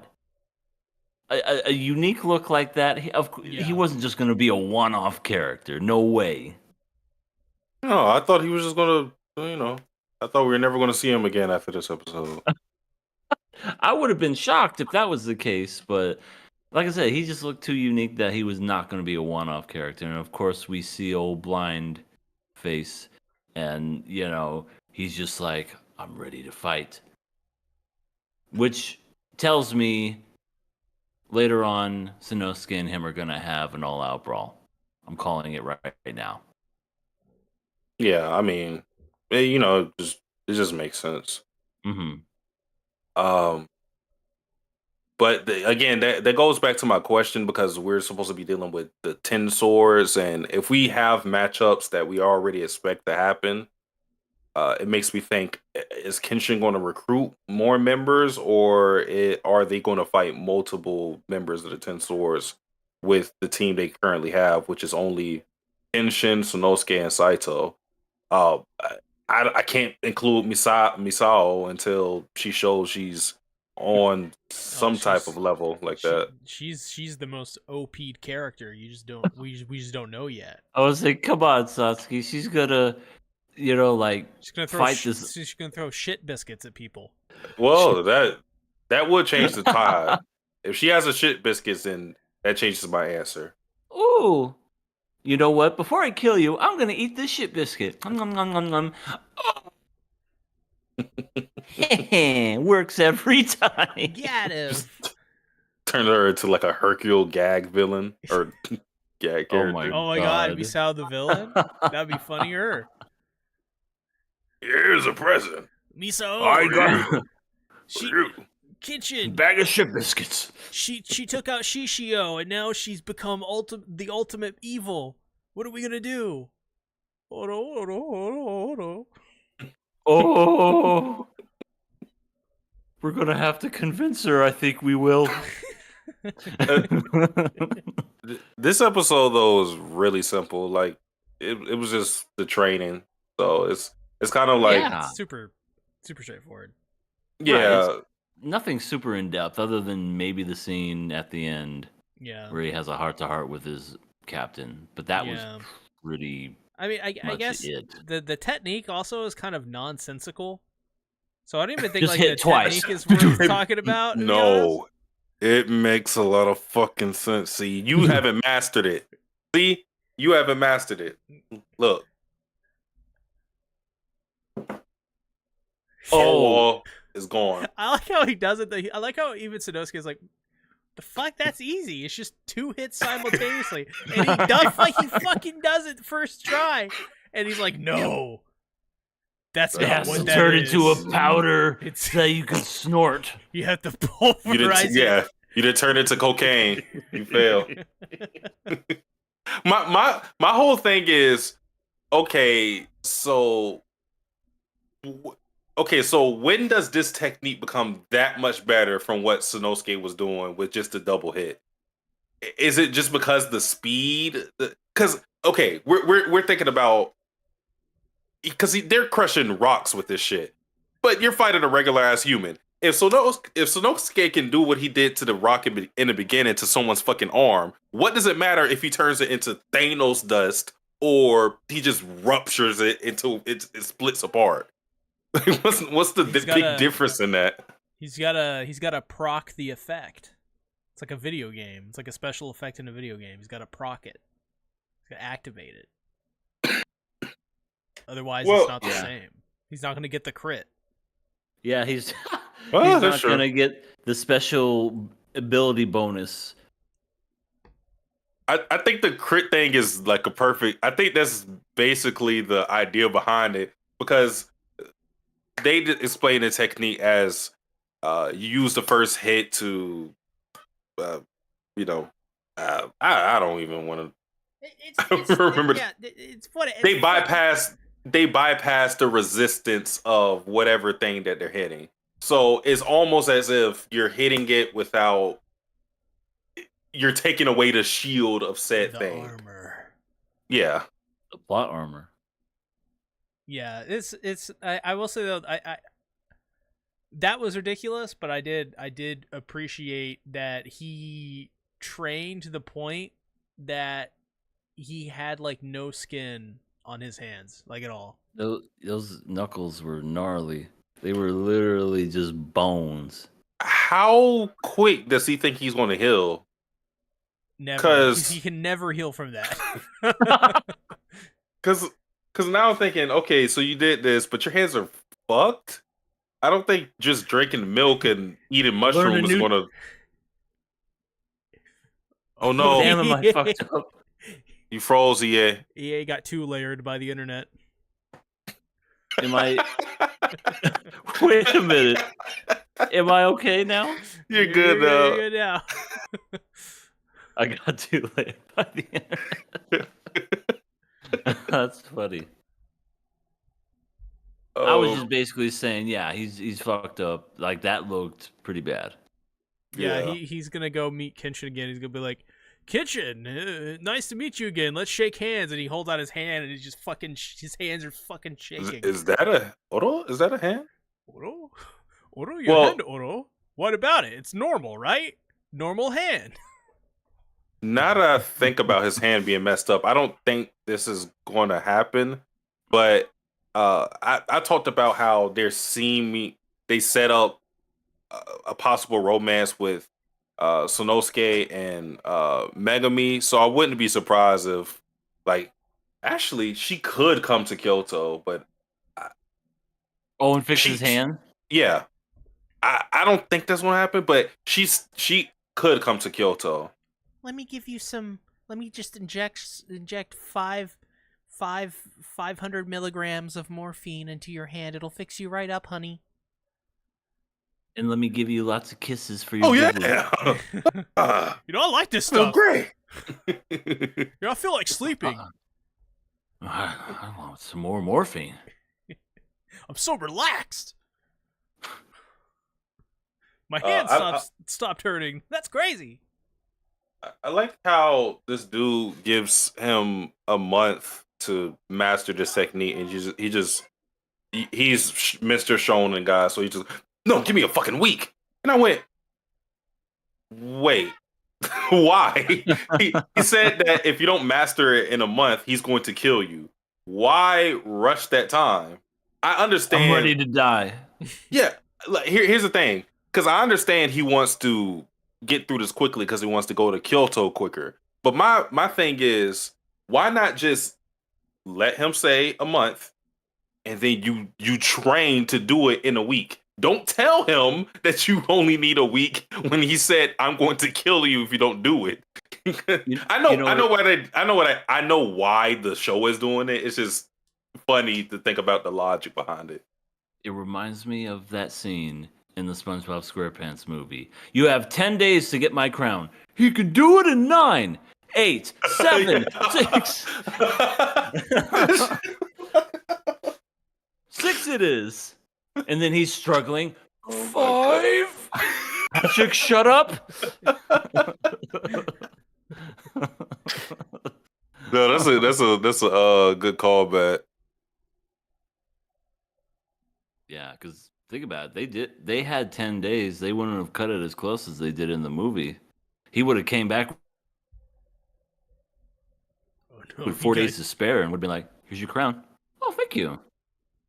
Problem solved. But it's also the whole thing of pressure creates diamonds, where because you have like that tight timeline, you have more incentive to. Damn, the EA not like what I said. EA was like, no more of this, Satsuki. I can't take Oh, this. there he is. How dare you bring up diamonds in the presence of me? Pressure's like diamonds. But it's like the whole thing of I think at least on the end of Sanosuke is I want to put more pressure on myself so I have more incentive to give it all I got, because we've all experienced this. I'm pretty sure you have a deadline for something that may be far away, and because it's so far away, you don't feel a urgency to get whatever thing you need done. So, like, I don't know. It could be something like you gotta fix up your car or whatever, but it's not an immediate thing you need to do. But because it's not an immediate thing you need to do, you may put it off for a very long time until something happens. So I think with Sanosuke, he's like, give me a tougher battle. I'll do it in a fucking week. So that it forces him to lock in with his training. Yeah. Yeah, and then like at the very last day of his training, he's like, well, it's been a week. I'm gonna kill you now. He's As he's holding the rock. Calm down, idiot. Here's your 5 seconds cocaine. before you walked up to me, and 5 seconds before I took a nap, I mastered the technique, just so you know. So watch me master the technique once again as I disintegrate this massive boulder in front of your eyes, and probably turn you on in the process. This is exactly what he said on my end. Yeah, word for word. Also, the fallen monk guys, Anji and I'm interested to see how that fight with him and Sanosuke is going to go, because I'm pretty sure we all expect them to fight each other, because his is obviously a more advanced technique. So I want to see how exactly the show will go about making Sanosuke win a fight like that, just because we know good guys win in these situations more often than not. So I'll be interested to see how that happens. This isn't JJK. I have a question. Yeah. Actually, I just now thought of this because it's something Satsuki talked about, how the show maybe is setting up like Megumi and Sanosuke. There's like something that now kind of bother me with that, because think about it. If he can use the 2-layer technique, can he do that with his dick? Why would he disintegrate it? No. He wouldn't be fast enough. Oh, you mean with his dick he does the Yeah, 2 Megumi. I thought you were going boom, boom, like beat up his dick. No, God. Oh, but you mean like he sticks it in twice as fast? Yeah. He And wouldn't be just, able like, to. I'm Every not sure. pump just do. Just owl drops her. Like, what the fuck? Just a jackhammer. Babe, I think you're going too hard. Nonsense. It's a new technique I learned. I don't think I like this. What? No, everyone loves this. This is the 2-layer technique. A monk This does taught not me this feel in the good. middle of the woods. What? She just stops in the middle of that. Wait, what? I'm sorry, you were doing this with a monk? Yeah, let me show you my right hand. I really did a number on it. No. Yeah, just But, make God. it lip. But yeah, he lucked out being able to find somebody that miraculously a part of the 10 swords and trained him, because if he didn't get this training, I don't know what the fuck he was going to do.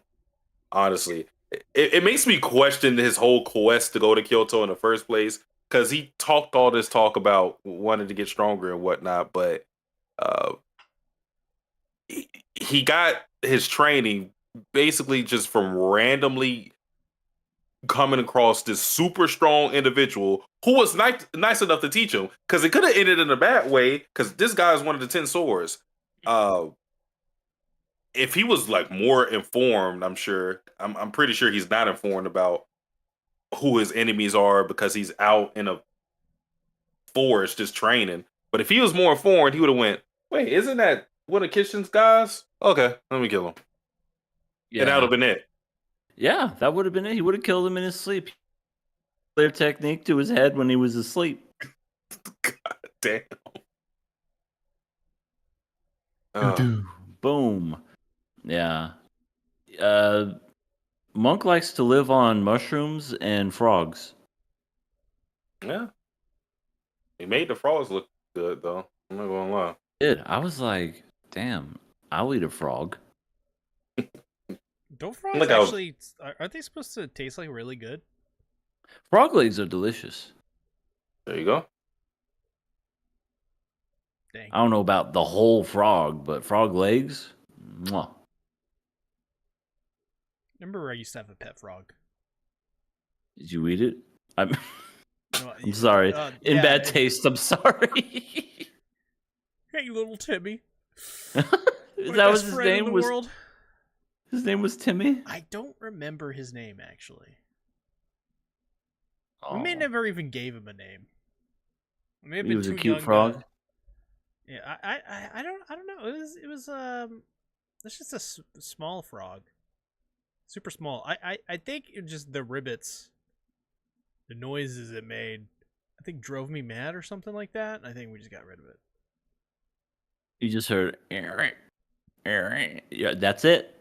Little Timmy, you're getting flung out the window. Seems like a good idea at first, but then they don't shut up. And then they croak. Yeah. And then you got to hit him with the 2-layer. You learned it back then? Yeah. Everybody knows the 2-layer technique. It's just 2 hits. I wonder how someone can make a 5-layer dip with the 2-layer technique. There's so many useful things you can do with the 2-layer technique. Like kill people, for one. That's a good one. It's a great one. It's quite useful. You can also severely injure people forever. Really cool. I recommend it. Any other thoughts on this episode of Kenshin? No. It's a killer pass. Oh, So Oh, you gotta yeah. decide. I'm- There's a lot of passing. killer pass ones this week. I'm passing. I like this season a lot. Yeah. May not be my favorite episode, but I definitely want to pass it because I've liked everything so far.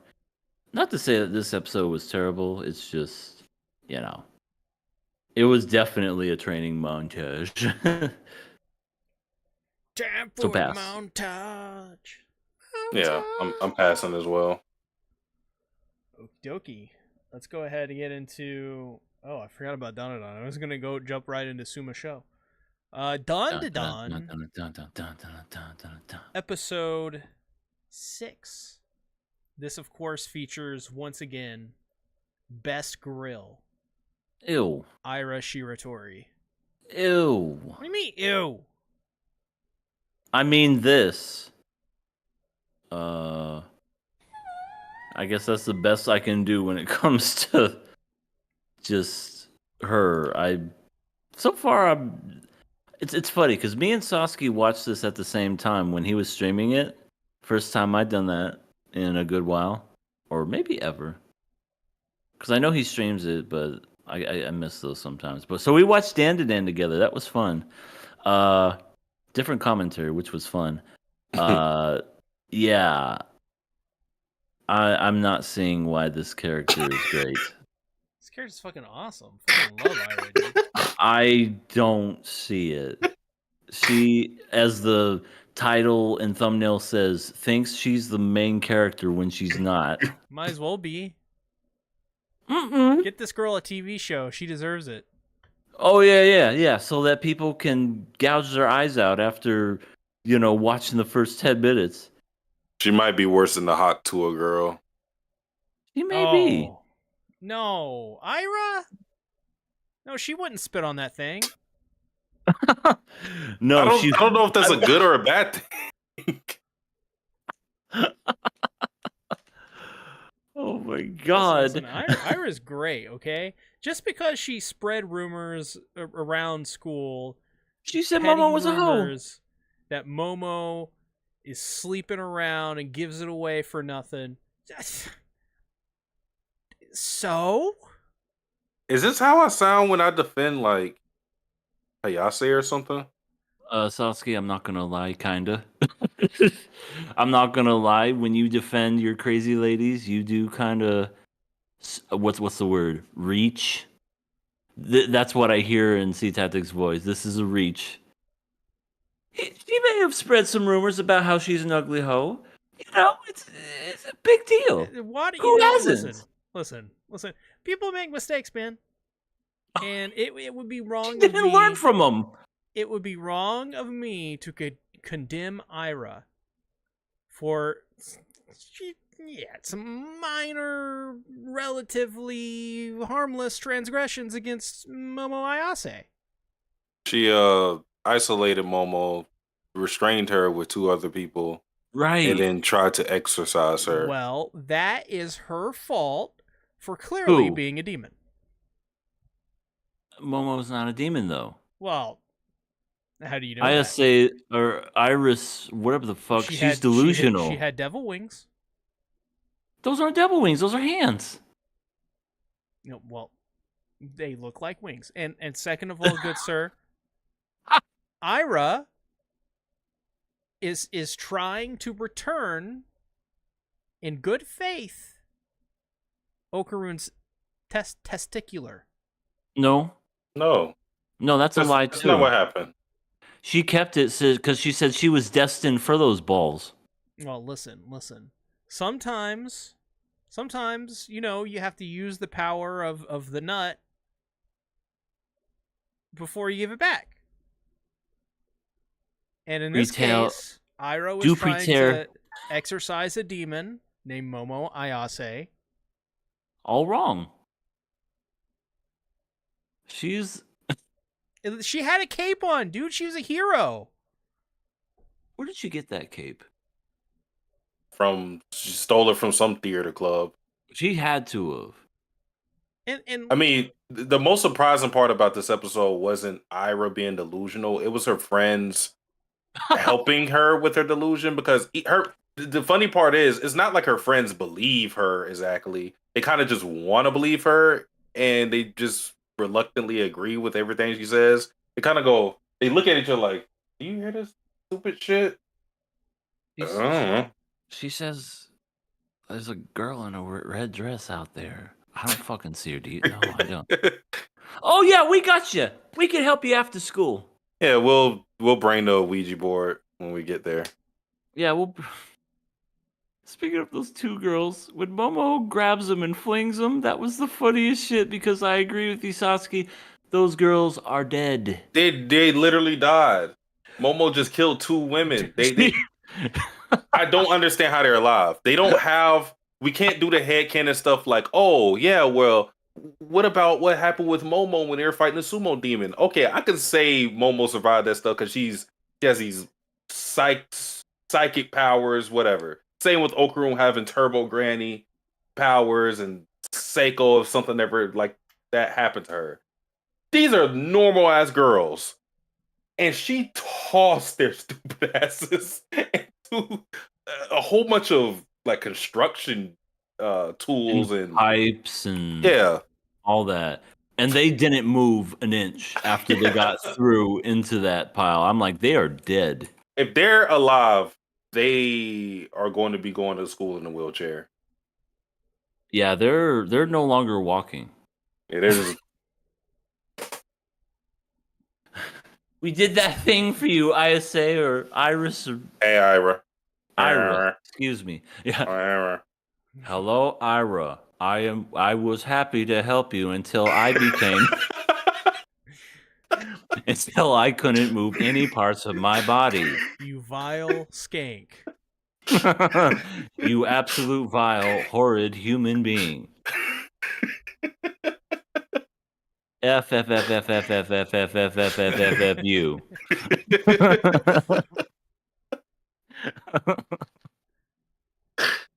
I was just like, what's their problem? Jeez. I know. What are they mad about? It was just my duty as being the most prettiest girl on campus to help everybody. Yeah, She- that was her big thing. Basically saying she was destined for all this because she's so kawaii. Yeah. So She did have a nut hit on her head though. Yeah. Which she got nutted on her head, on her hair. Jesus Christ. Okaroon's nuts are huge. Well, you know, For being gold and cast iron, they're like that. I'm like, God damn. yeah, I'm surprised he's carrying those things around. I know. Surprised you He can't needs see like it. See the he needs fucking special outline. underwear. No, it's as Turbo Granny explains, it's covered in a thick membrane which looks like gold. So, what is exactly supposed to happen when he gets it back? Does it just like he touches it and it just go? What happens exactly? It absorbs back into his skin. You just see the testicle just go up and just come back down. Now I'm wondering. I'm like, does he have to eat it? Like, Oh, like JJK, just well, I gotta get my nuts back. Oh my god. Yeah. I just want to point out that wasn't Sukuna's finger. That was Sukuna's. you actually didn't eat anything of value. That's funny. That wasn't his finger. That was his Johnson. Get Have to even eat more that. power. I'm more stronger than I've ever been. I can feel it coursing through my veins. Oh my god. But I did find some of the delusional stuff kind of funny with Ira, but I can't say it's weird because given the given what's around Ira's character of her just being presented as someone you're not supposed to like. You guys have known me for a long time. These are usually characters I tend to be more fond of than other people because it's happened many times. But Ira just doesn't. I don't know. She doesn't have it. I don't know what it is either. She's boring. She just doesn't have that charisma. The Riz? Well, I can agree with the charisma part, but Like her main calling is I'm cute. it's funny too because some people believe the rumors, but she got mad because she was like, "Damn, the rumors didn't even spread like how I wanted it to." Yeah. Yeah. Yeah. Okaroon put a stop to that. Yeah, that one How guy dare you was talk one. about my girlfriend. My waifu. I mean, he said that, and then he turned into the dude and said, "You ain't gonna say shit about Momo no more." Where'd you hear it? Where's Rachel? Where's Rachel? Who's Rachel? I was talking about Momo. Yeah, he just I like how that spread that spread outside the classroom too, because Momo's classmates heard about it and they're like, "Yeah, Okaroon went crazy in your honor," and then Momo's like, "Oh," but Twirls hair. Oh. then there's the scene where Okaroon looks at Momo and goes, "Because I don't remember who brought it up." I think it was maybe the guy or some guy. I can't remember. But Oh yeah, you're right. Because they were like, "Oh, how are you hanging around with such a cute girl, Mama, or some shit?" And then he looked at Momo and was like, "Oh wait, she's cute." And I went, yeah. You notice that just now? just like, What is wrong with this dude? Yeah, I thought the exact same thing. I'm like, you now know you're gonna freak out. Come on. Yeah, I think that's because he's been ostracized for so long that he literally doesn't know at all what it's like to have friends. Well, yeah, I think what it is, to be, on a serious note, he looked at her as just a friend because he craved that relationship so much. So he didn't even look at her as a potential romantic interest because he's so desperate for a genuine connection as a friend that he's like, oh wait, well, now that we're already friends and we have that established, now that I get a look at you, oh, you kind of do look good. So I think that's what it was. It's still kind of stupid, but I don't really mind it. Hmm. She is a girl. Yeah, that'd be funny. Oh my god! Holy I shit! thought you were a guy this whole time. The way that you acted. Momo, can I ask you something? Are you human? Don't take this the wrong way. Aww. Ah. Um, but yeah. So this is the other part in the episode that I laughed at for how stupid it was. Ira tells Momo, "Hey, come. I want to talk to you alone." And then Momo agrees. And then I go, okay. I'm thinking maybe they're going to go to the rooftop or whatever, and classic alone discussion on the rooftop because that's where it happens. And she takes her to an abandoned warehouse. I'm like, I go, Momo, you're about to get jumped. Do you have no survival instincts? Why are you going to abandoned warehouse with someone alone? You're about to get jumped. And like 5 seconds after I said you're about to get jumped, 2 girls come out the shadows, which they have perfect technique. These are the greatest friends ever. They don't believe in her delusions. Yeah, they don't believe in her delusions. Still help her. Fucking commit crimes for no reason. They're not getting paid for this. They get fucking thrown into a building for. They got CTE now, and they did all of this just because she thinks she has powers. Like, these are actually good friends. I don't know if they're still going to be friends, but I agree with you, Sasuke. The whole I need to talk to you for a minute, and then you see this hollowed out, busted up, destroyed building, and like I said to you in the chat, okay, just walking, and you don't even question. It's getting more and more rough. The further and further we go from school, yeah. I think we're in the ghetto now. Yeah, well. I just see like chalk outline of a body over here. There's caution tape everywhere. What the fuck is going on? There's a crime scene. Just keep walking. It's something important. I dropped a tub on her head the other day. Oh well. Yeah, I owe her this much. Oh. But I guess what should we talk about? The big ol' spirit, the lady in red? Well, the acrobatic Silky. We got to talk about Ira's exorcism technique because she doesn't know what the fuck she's doing. She just, I don't know. She saw a movie before. The power of Christ. Yeah, she didn't even do shit. Like, I don't even know what she was reciting. Like, she was opening the book and saying some, and just putting the cross on her cheek and just hoping something happened. I was like, did you even try to do some research? I think she just seen like the first exorcism movie and just. It smells like oil. Yeah, she just did some bullshit. I love how she pulls out Okaru's nut and just rubs it across Momo's face. Momo's like, I don't think you understand what this is. I didn't even think about that till you just said that, but you're right.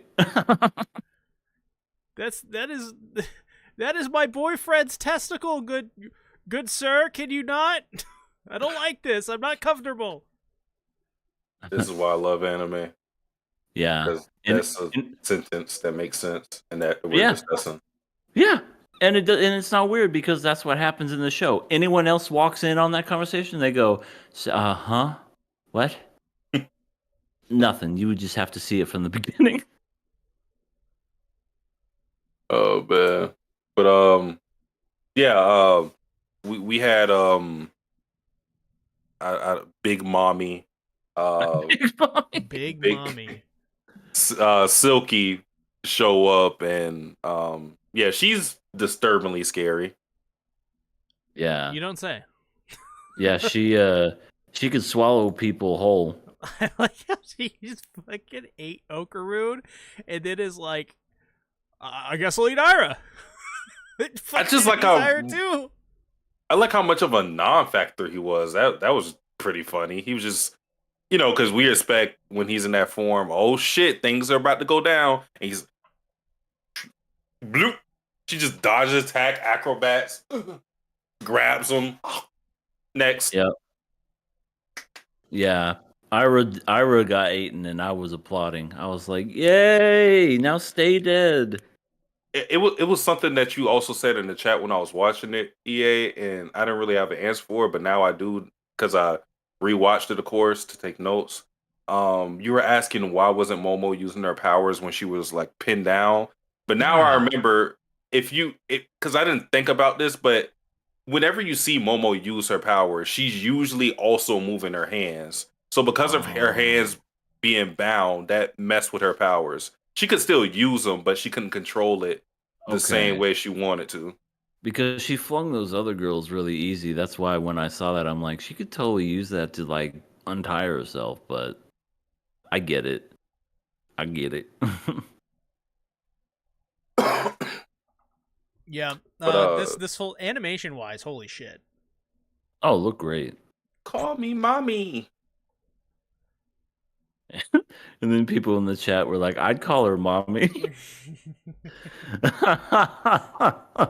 Yeah, her only mistake was like chasing after a girl, uh, trying to call her mom.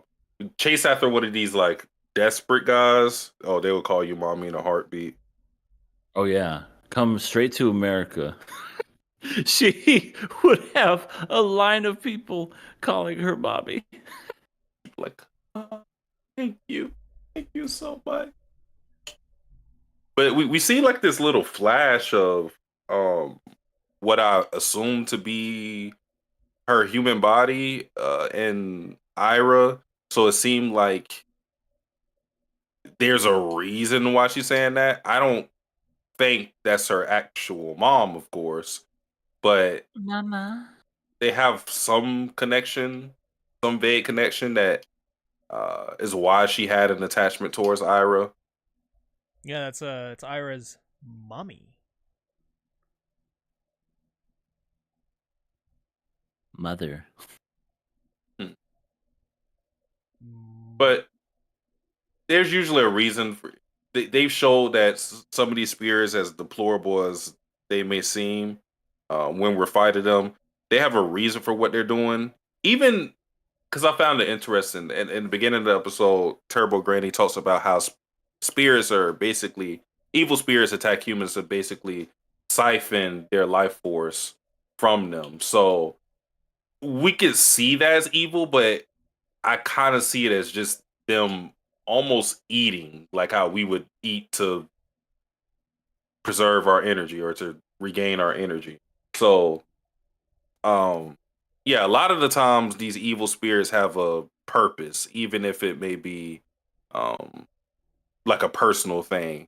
It's usually never just out of pure malice that they're doing these things. At least right now. Um, so I'm expecting that we're going to get the connection between her and Ira and exactly how this whole thing happened in the first place. Mm-hmm. Also, gotta say, Turbo Granny in the middle of this fight, googling what the spirit was so me for real, for real.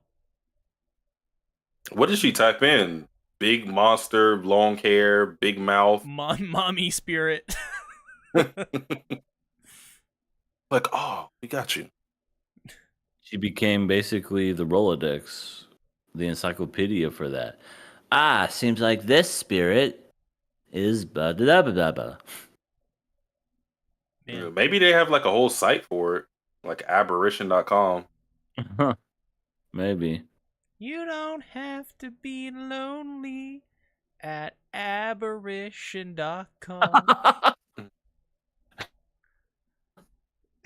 They Find your acrobatic silky ghost mommy. today. They burnt her from the inside because that cross turned out to be a lighter. Yeah. I just love it. They're like, why does it smell weird? It's because it's a lighter.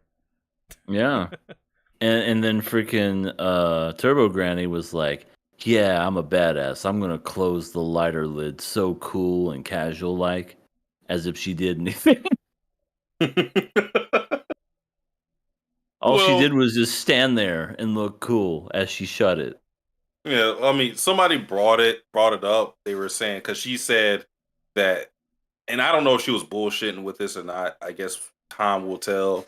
But given that she's in the body of the Lucky Cat, she was saying that the occurrence of her having a lighter, her hair catching in her mouth, and Momo being able to light her the way she did was because of the luck that she was exuding, being in the Lucky Cat. So That's I don't know if that's true.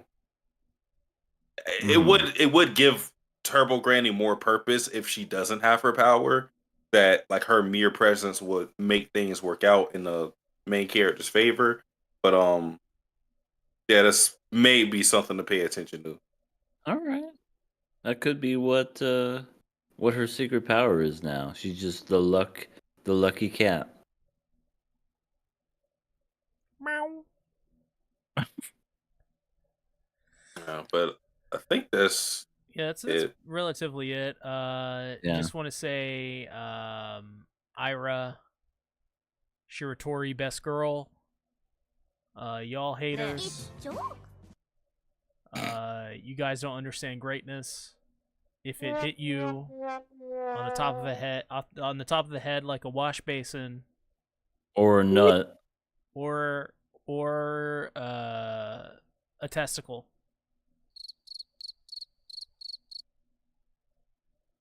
You just don't get it. You don't get it. None of you get it. But you will. Kill or pass? Are we killing or passing? I've enjoyed this series. I'm definitely gonna pass it. Well, I say I'm gonna pass it, even with Iris being whatever. But maybe she'll do something within the next 3 episodes. All I'm saying, she's in danger.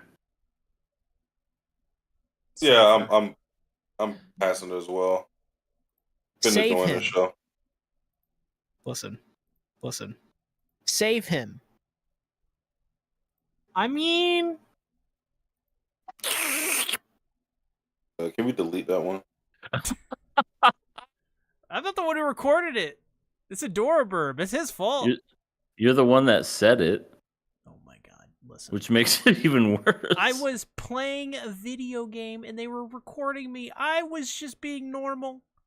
What did you even do at that part? I don't even know. I don't have a clue. I think I was playing like Fallout or something. I don't know. Listen. Enough of this stupid Dandadan. Fuck Dandadan. Let's talk about a real anime. Suma Show, aka School Wife, episode 7, aka I was kind of disappointed with this episode. It wasn't the best one because Renji. I didn't like Renji. That's it. Renji's. I will admit the story between Renji and what's her name? Mai? Yeah, Mai.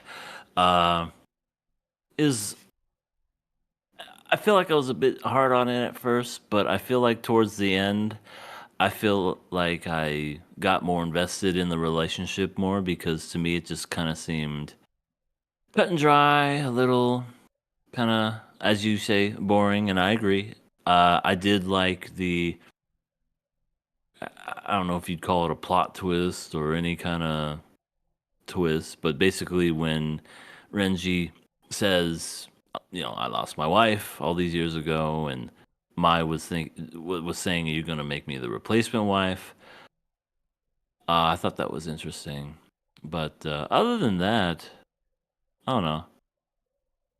Renji, I agree. He does seem kind of like too nice in a way, but I think that maybe he's with a purpose.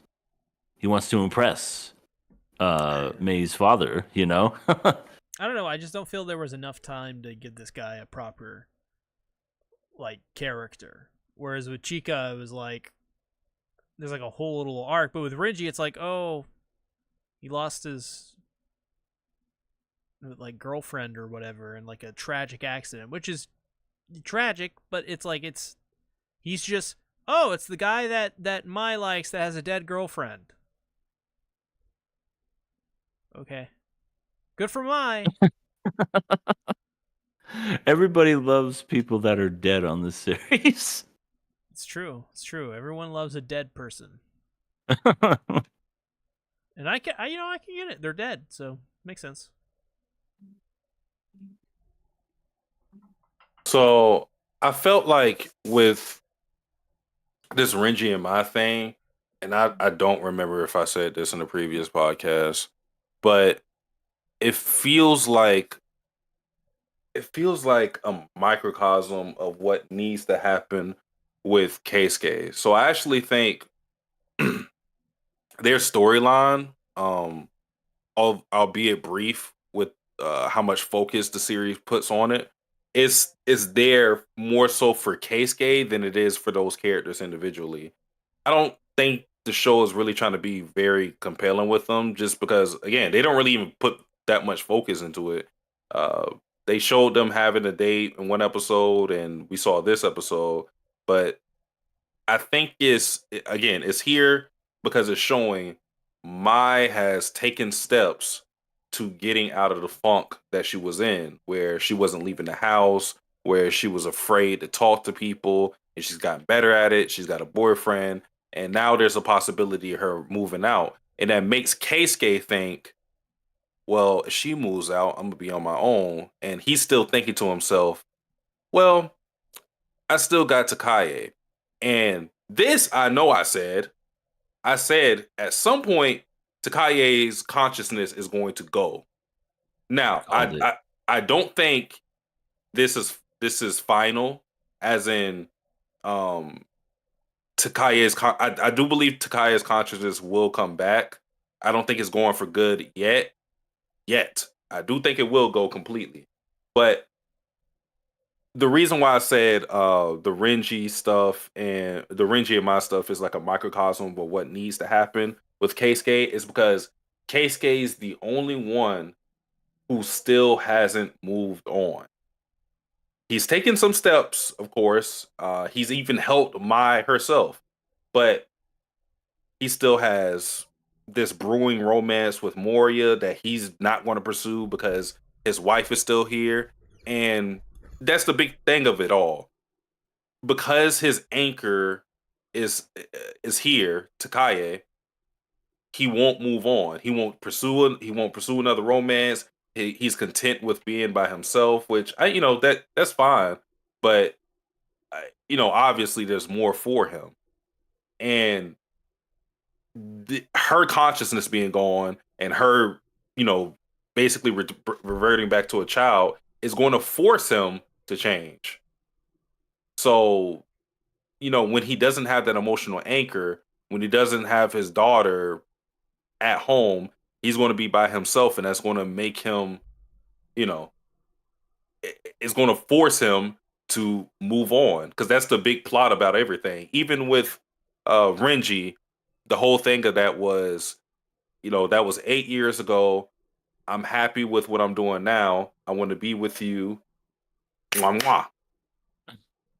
and that's supposed to be and with Keisuke it's on a bigger scale, so that's why I said it's a microcosm, because Keisuke is that was his wife, so his emotional attachment means a lot more than Renji having a girlfriend 8 years ago that watched fell into the sea. He was married for 10 years, so it's harder for him to move on. But now with his daughter, he can see the pathway for what he needs to do. That's crazy to see your wife fall into the sea. Why don't you bring her back? Under the sea. Teeth ethics. Under You took the his sea. wife. Wait, are we calling her the wife though? I think that was just a girl that he liked, because the guy said I thought he was married. No, they're not old enough. Because Mai herself is like, Oh, that's right. They're in the early 20s, I yeah. think. He said something. There's this girl I like, and then she fell into the ocean. He said, I thought you guys were going to get married. So like I'm assuming they were maybe like, they grew up together or something like that, and what happened. And yeah. I got you. Well, see, you still need to give her back.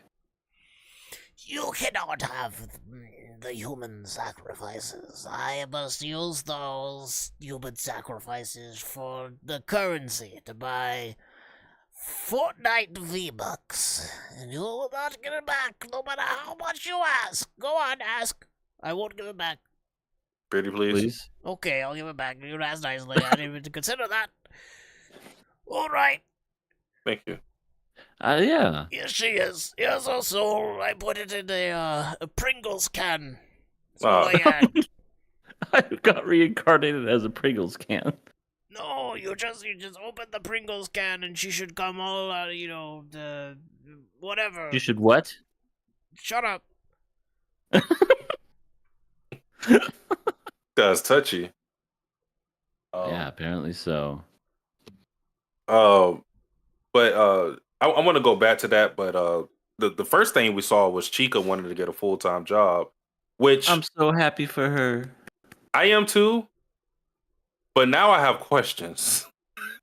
Why is that? How the hell was she supporting a family working part-time at whatever this place is? Chuck E. Cheese? No, it's not Chuck E. Cheese. I don't know what restaurant this working, is. VTuber. An Arby's. Yeah, it's like, I guess, Japan Arby's. So I'm like, how the fuck is she? Just not adding up. Just chatting streamer.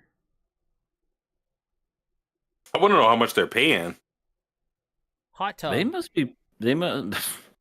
be paying her pretty well, because now she wants a full-time job.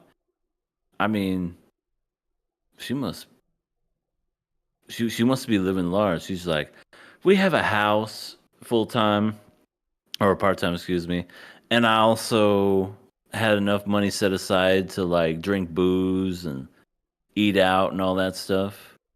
Yeah. I don't know. Maybe she's thinking for her daughter's future, and maybe that's why she wants a full-time job, so that she can put more money back into her than she's herself. got 2 part-time jobs, and the second one is just the same one, and she's like gaming the system somehow. That she just shows up like in a different hat or something. It's Like, just, hey, McDonald's, punch it in. KFC. Or maybe it's one of those, those, how it would be like, it would be those restaurants that had like, it was like 2-in-1. It would be like Pizza Hut and the Taco Bell. Yeah. Some shit like that. I remember that. She just gets off her shift, turns around, puts on a different uniform, goes across the other door, clocks in. I'm Oh, you cut out. Oh no, he is. two-layer attack. Oh no, this is a big Hit him one. hard this time. Yeah, he's disintegrating before our eyes Damn. into a fine crack Frozen. powder. Oh, Is he damn. back? That was weird.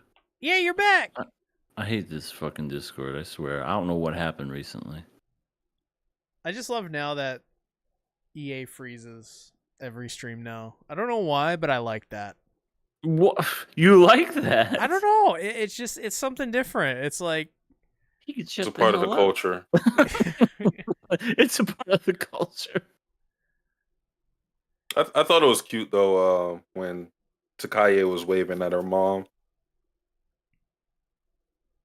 yeah, Hi, Mom. yeah, it was totes adorbs, yo. Yeah, and she's like, "That's my daughter," and the coworker was just like, "Oh, she's so cute."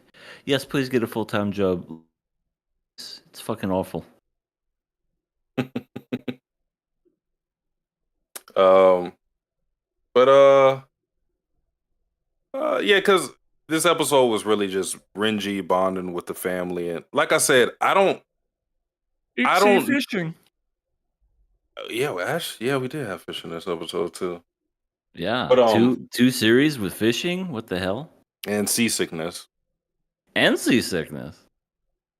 But yeah, I don't think the whole thing with Renji and Mai is supposed to be important because I think this series has always been focused more so on Keisuke and Takaye, mostly Keisuke because I think the whole entire series is about him moving on because he's the only one that hasn't thought about what his life is going to be without his wife.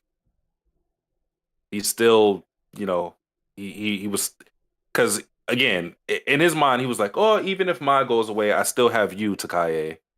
And now he doesn't right now. So the question is, what is he going to do now? Well, the first thing he should do is call Chica because now he's in an actual weird situation. Yeah.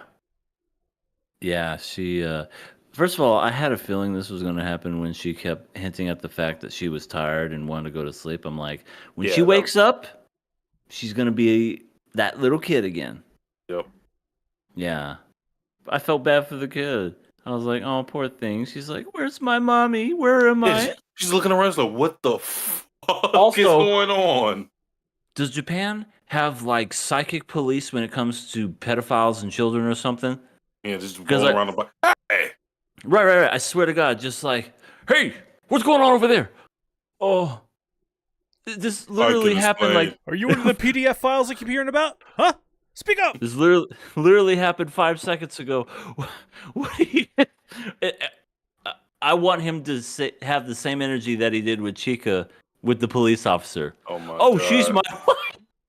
My wife's consciousness just left their body. Huh. All right, you're gonna have to come with me, sir. Thank God. Thank God, Mai is with him. If he was here by himself doing, oh my God, it would look. It still looks bad either way, but it would look 1,000 times worse if he was here by himself. But What do you think he's gonna say? well, I'm here. Oh shit! I'm hoping he has Chica's number. I I don't hope think so, he too. does though. Now that I think about it, Seems kind of important to have the number of your wife's mom. I don't. He could, Yeah. but I don't know. He could, but I don't. The only thing I can think of how he would talk his way is, "I'm taking her home. She misses her mother. You know, she's kind of, she just woke up." And then I agree. If you had her number, like, call her and like do it that way. But I don't know. I don't think he gets arrested the next episode. I think it's making you think that he will, though. No, yeah, I don't think that either.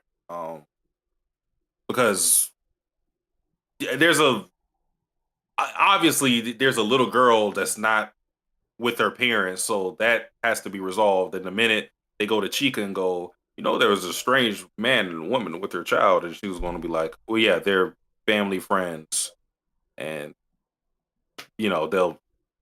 I guess they'll leave it at that because what else could they really make out of it? Unless for some reason she just gets her consciousness back. "Oh, sorry, I'm all better now." Oh, Just kidding. I was just having a nervous breakdown. I'm missing my Teletubbies program. It's on right now. No, Teletubby. I don't have it on TiVo. Tinky Winky. Yes. Transport me back to my humble abode, servant. The police officer's just like, You're free to go, ma'am. okay. Free to go, sir. You're free to go, sir, ma'am. You, young kid, you speak too well for a 10-year-old. You're gonna have to come with me. What? What are you gonna do? Process me? Put me in prison? You can't imprison me. I know all of the laws around here. I'm the one who wrote them. This is America. I'm gonna tase you. America? You mean the United States of America? All right, she's not cooperating. Take her down, boys. Zzz.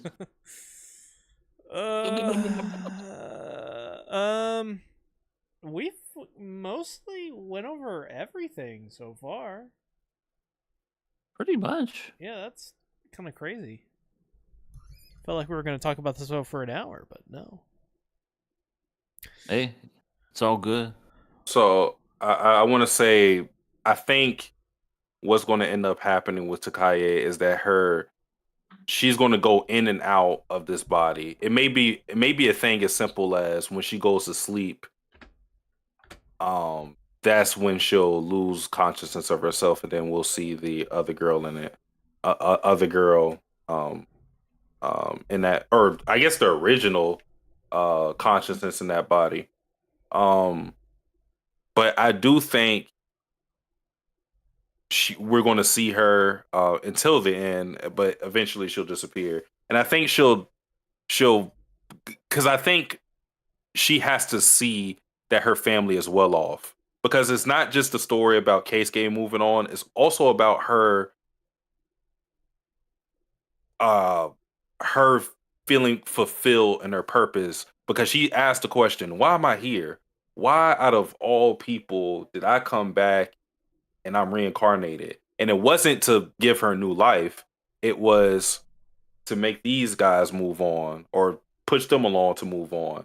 So I think once she oversees that, it's going to take Moria and Keisuke getting together and, maybe being a little happy. And once she oversees that, and they'll probably have one more conversation, but I think this episode basically marks Takaye for a double death. Yeah. Yeah, I think you're right. I as well. I think we're in for some Robin Williams tear-jerking moments by the end of this. It's pretty sad when you think about it, because although she already died, there was that one piece of dialogue where she asked herself, she said, she questioned, does she deserve to be that happy? Because she already lost her life, so it's kind of like, again, going back to the question of why am I back here? So even though she already has the purpose of trying to oversee her family moving on, she still had her own personal life that she was content on living, but she's going to probably have that stripped away from her.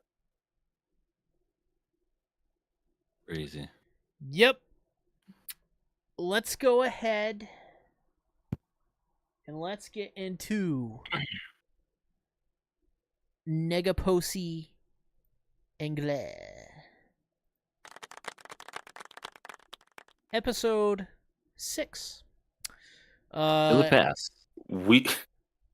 AKA the ice episode. We got Hatsune Miku. We got hair, venom hair, and now we got literal shapeshifters in the show. Literally.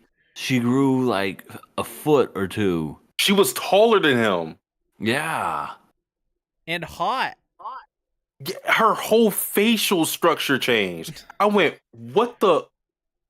I was just like him. I was like, thought to myself, is that Ice's sister or something? I'm like, they obviously look the same. I'm like, is this Ice's like hot mom or sister? And it's just like, no, I'm Ice. I was like, this is some panty and stalking type shit. When they're like the chibi characters, and then they start They stripping, and transform. all of a sudden turn hot. Yeah. Yeah. Yeah, I was not expecting that either. Brazilian Hatsune Miku is a model.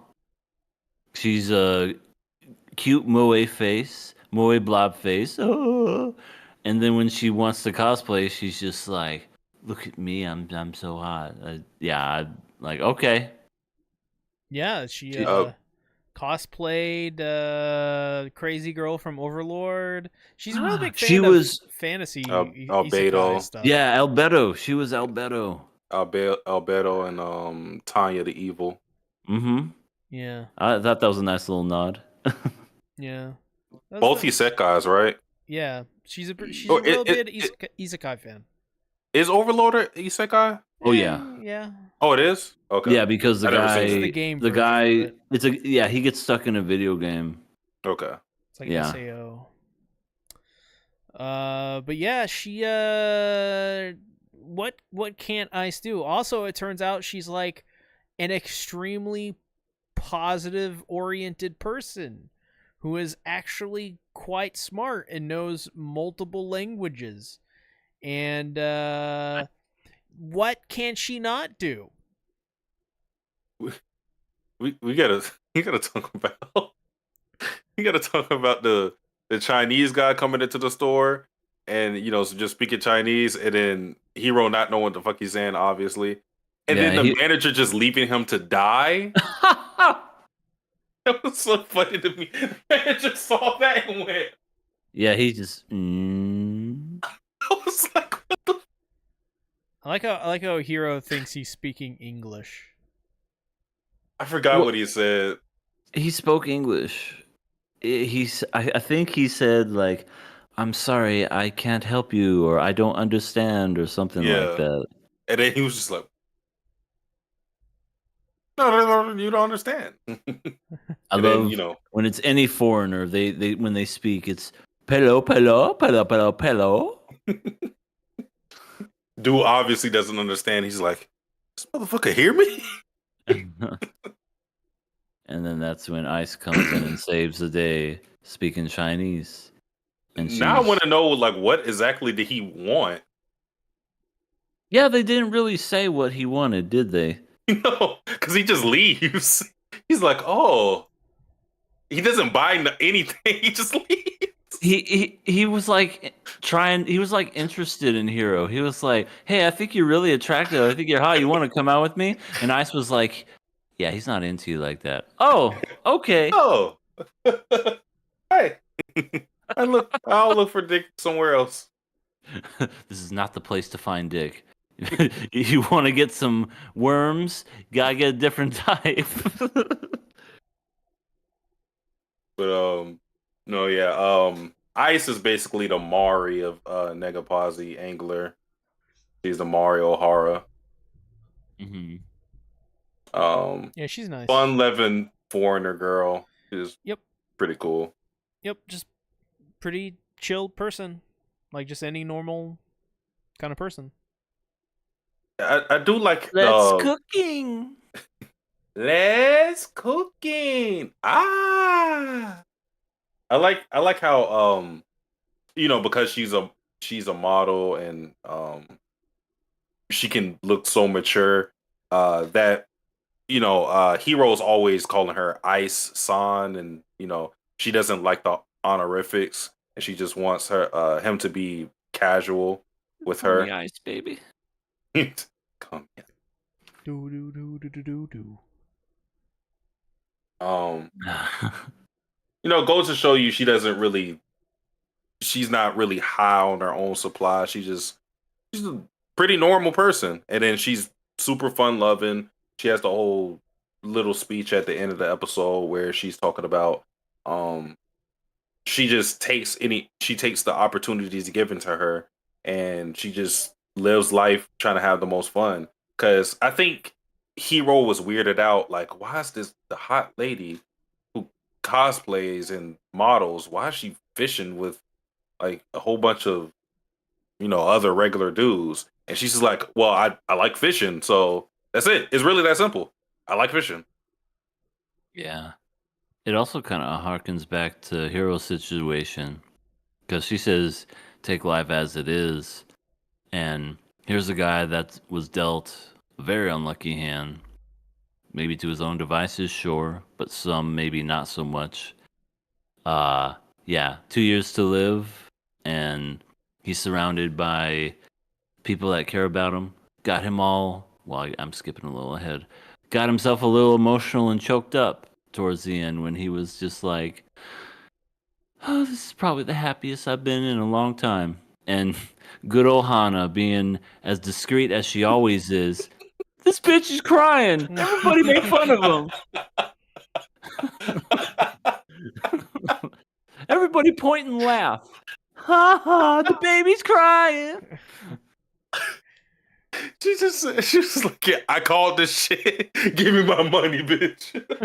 They all had they all bet on this. They were like, fuck. There you go.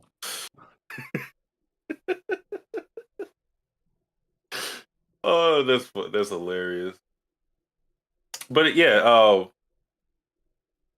not only can he learn from Ice's example, but everybody else, because the thing that he was latching on earlier was dreams, people having dreams, and I think for him, he feels as if he he is no point in him having any dreams or aspirations because of his situation with him supposed to die in the recent future. So obviously that would hamper your ability to think about your future because you're thinking, well, I don't really have a future. So I think this is his chance to learn that he should just go out and do the things that he likes, you know, instead of worrying about what's going to happen 2 years from now. Because I mean, if your time, it's the whole nihilistic thing, because it can go either one or the other direction, where that could be something. Uh, you could think of, we're going to die anyways. What's the point of doing anything? You could think of it as there's no point of doing anything, or you could think of it as if there's no point, then I might as well do what I enjoy. And I think that's what he's learning from this group, Yeah. just how to have fun. Yeah, there's a very great country song by Tim McGraw called Live Like You Were Dying. Fantastic lyrics and fantastic message behind it. Basically, kind of like this series. He got diagnosed with cancer in the song, and he decided to just to take his life back. Live like, not only is it saying, live like you're dying, as if you actually are dying, but if you don't have a medical disease that seems to be like ailing you, to just live your life, man. No point in wondering, what could happen, or maybe I shouldn't. Just do it. It's amazing. Yeah. I disagree. Of course, About what? of course he would. What? Yeah, about what exactly? Like everything he said, like literally every sentence. I think instead of using Tim McGraw, I think we should use Kenny Chesney's hit song, She Thinks My Tractor's Sexy. That has nothing to do with what we were talking about. Listen, I don't I'm know. listening. I don't know about you, but when my girl sees my farmer's tan, it goes wild, dude. Yeah, you're quoting And when I lyrics take now. off my my cowboy hat, and you see how I'm bald.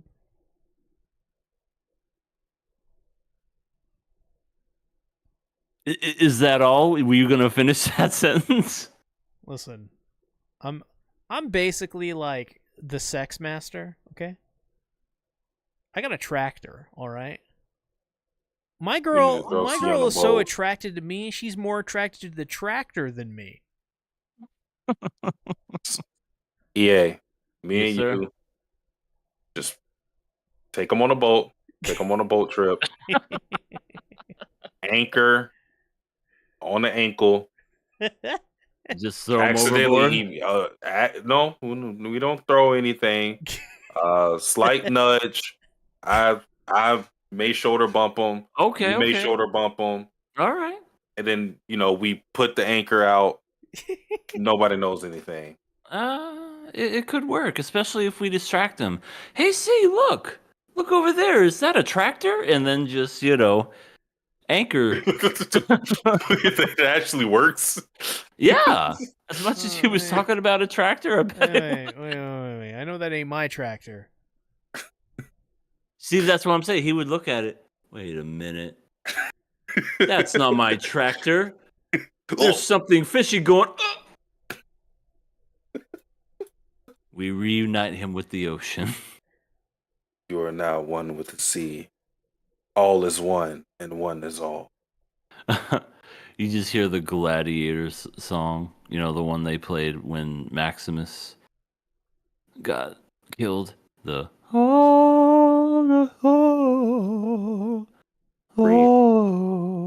Pans out slowly.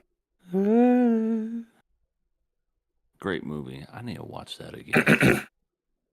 Oh, isn't The sequel's coming out either this month or next month. okay. Only 24 years later. Crazy shit. Yeah. Only gotta wait quarter of a century. It's fine. Yeah, but this was another simple episode, I think, and I do like the message, and Same. given that we focused on Ice, I'm assuming that we're going to focus on the other character that we haven't focused on, which is the goldfish-looking guy, Yes, we have to. It's gotta happen, boys. Fujishiro. He has to be next. He is going to be the next one, I bet. With his really deep voice and his just commanding demeanor, he's going to be like, I am the man that fishes. Yeah, he's just. What is life about, Fujishiro? Nothing. Life is He's about like- what you make it. Dumb bitch. Watch, He says like minimal shit, and then people just headcanon into thinking it's deep. yeah.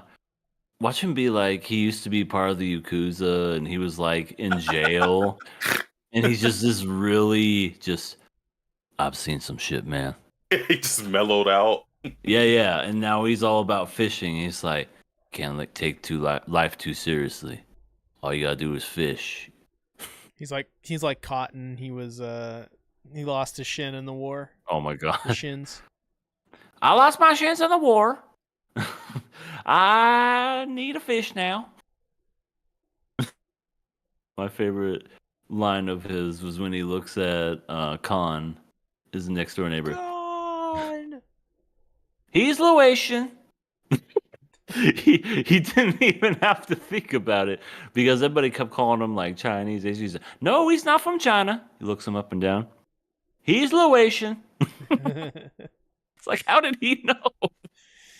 That racism goes deep. Oh man. Also, Nishimori didn't want to go on a boat. Yeah, her reasoning made sense, but I feel like the end story, or not end story, but the the writer's reason for her not being in there is so they could just they could focus on Yep. Hero and Ice, because Mhm. otherwise I feel like they would have tried to do more romance stuff with her if she was there, just because of him obviously liking her. So they're like, okay, how do we get Ice and them to connect? Well, got to get rid of her. Like, Hana could be there because Hana can do her own thing. They don't have to do anything like that with her. Yeah. Same She with likes fishing. same with Takaaki. But I feel like with with her, he's always going to be paying attention to her in some way. So they were like, all right, just take the bitch off the boat. Okay. Yeah. And I guess as far as fishing is concerned, they did a different fishing technique, which was basically drop their reel to the bottom of the ocean and reel it up slowly for these types of fish. Yeah, they got a Pretty- lot of fish too. Yeah, they did. They got a good haul. It almost makes me want to fish. I'm not gonna lie. The series is making me want to go out to the ocean. Never been on a boat, so I don't know how I'd react, but still would like to try. Hey guys, I'm fishing and This is puking. it would be funny if that was the purpose of this anime entirely. It's just like two fronts. It's one to get more people to fish, just so like you're not eating as much processed foods, and then Mhm. two to get rid of all neats. Make somebody who's already like a neat or something who wasn't like contribute to society maybe go outside and socialize more because they're looking at Hero like, oh, okay, maybe I could find my own fishing adventure troop thing. Watch them you know, they'll have like an increased sales of like fishing poles and Yeah. fishing gear because of this anime. It's just wow. This is all this all happened and it was all for a reason. This is why we're anime original. Give yourself a fish. Uh, Sponsors. It's this is the sixth episode, right? Yes, this is a killer Oh, pass. we're halfway into it. While I don't think the show is like the greatest thing ever, it's Mhm. a I feel like it's a very good comfort show. I always Yeah. find myself I said it, I think I said it like when I think about us watching Nokotan, I don't think this show is that much better than a show like Nokotan.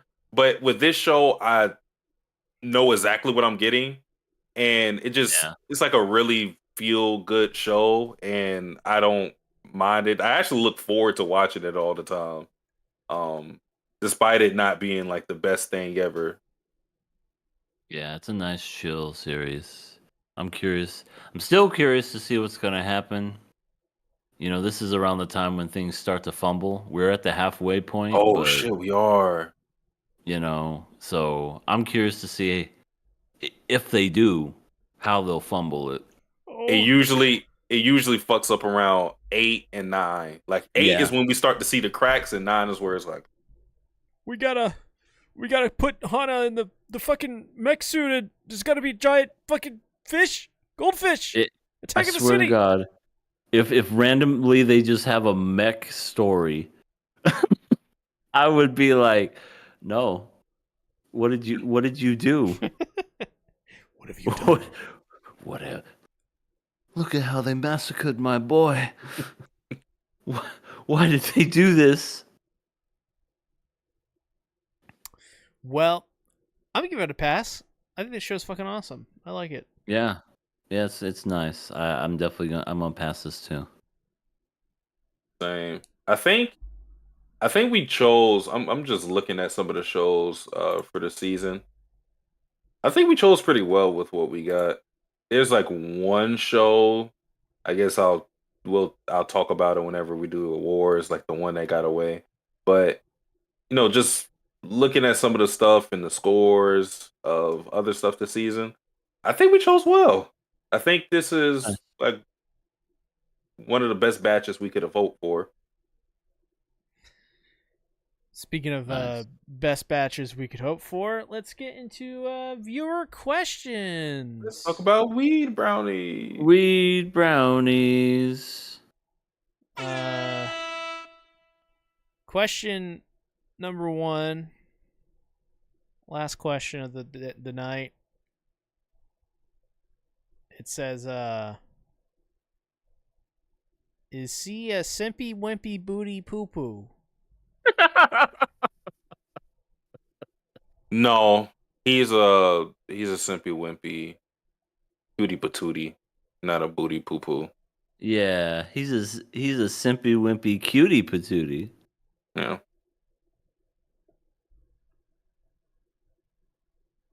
Listen.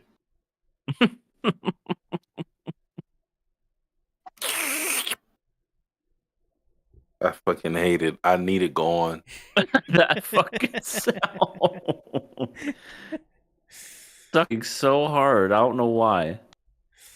You'll never know. EA, where can they find you?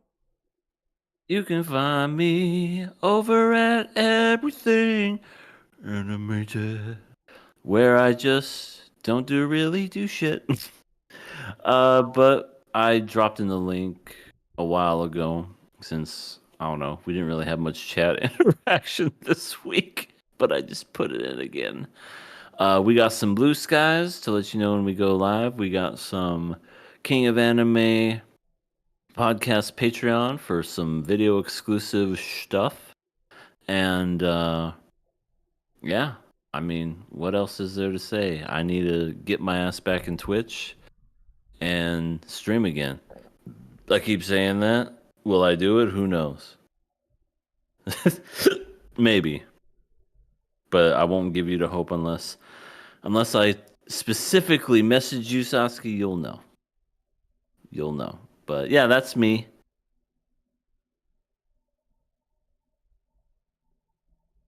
Satsuki.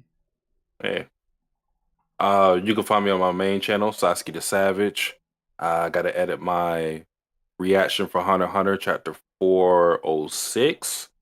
Edit that and upload that. And where you can find me, where you can find me better is my Twitch channel, Sasuke the Savage, and that's with a DA, not a THE. And I stream usually from Friday to Sunday. Fridays I'm usually streaming around like 4:30 Eastern Standard Time, and on the weekend I'm usually streaming 3 p.m. Eastern Standard Time. Right now I'm playing Metaphor, um, basically Persona 5.5 without the romance, like no dating sim part of it, which probably is a good thing because I don't think Persona is that great at doing romance stuff. So, yeah. Oh, I got to show you guys one of the characters in there because that's all I'll say. But Metaphor, I'm going back to playing Fire Emblem, Blue Lions Route. I still play Nikke, and eventually I got to play the other Ace Attorney games. But that's where you can catch me, and hope to see you then. As for me, today I did a Dandadan video on my second channel. Tomorrow, new video on Chainsaw Man. But speaking of Chainsaw Man, last night got a strike on my most recent video of Chainsaw Man. So we're waiting for that to go through, and Whoa. hopefully it'll come back. Shueisha gave me a strike just for the most recent chapter of Chainsaw Man. So I'm probably thinking I did something wrong because it was just the one video. They didn't specify like exactly what was it. No, they didn't, and it was the Japanese Shueisha. So I'm probably thinking maybe it has something to do with maybe I used too many panels or something because my hands were hurting last week when I was making that video, so I kind of did it a little haphazardly, and I probably showed too much in terms of like full panels and pages and stuff, which I do from time to time, but I never do it like it's like once or twice a video, when there's like a full page panel or whatever, or a full page spread. So yeah, probably be a couple more weeks till that video comes back up, if you're missing it. Tomorrow or Wednesday, ReZero thing, and then Thursday new Dandadan thing on the main channel. Then Friday, I'm off. Okay, I'm off that day. I'm not working that day. You can't make me. Okay. Thanks everyone for watching. See y'all next week. Bye. Johnny. Later.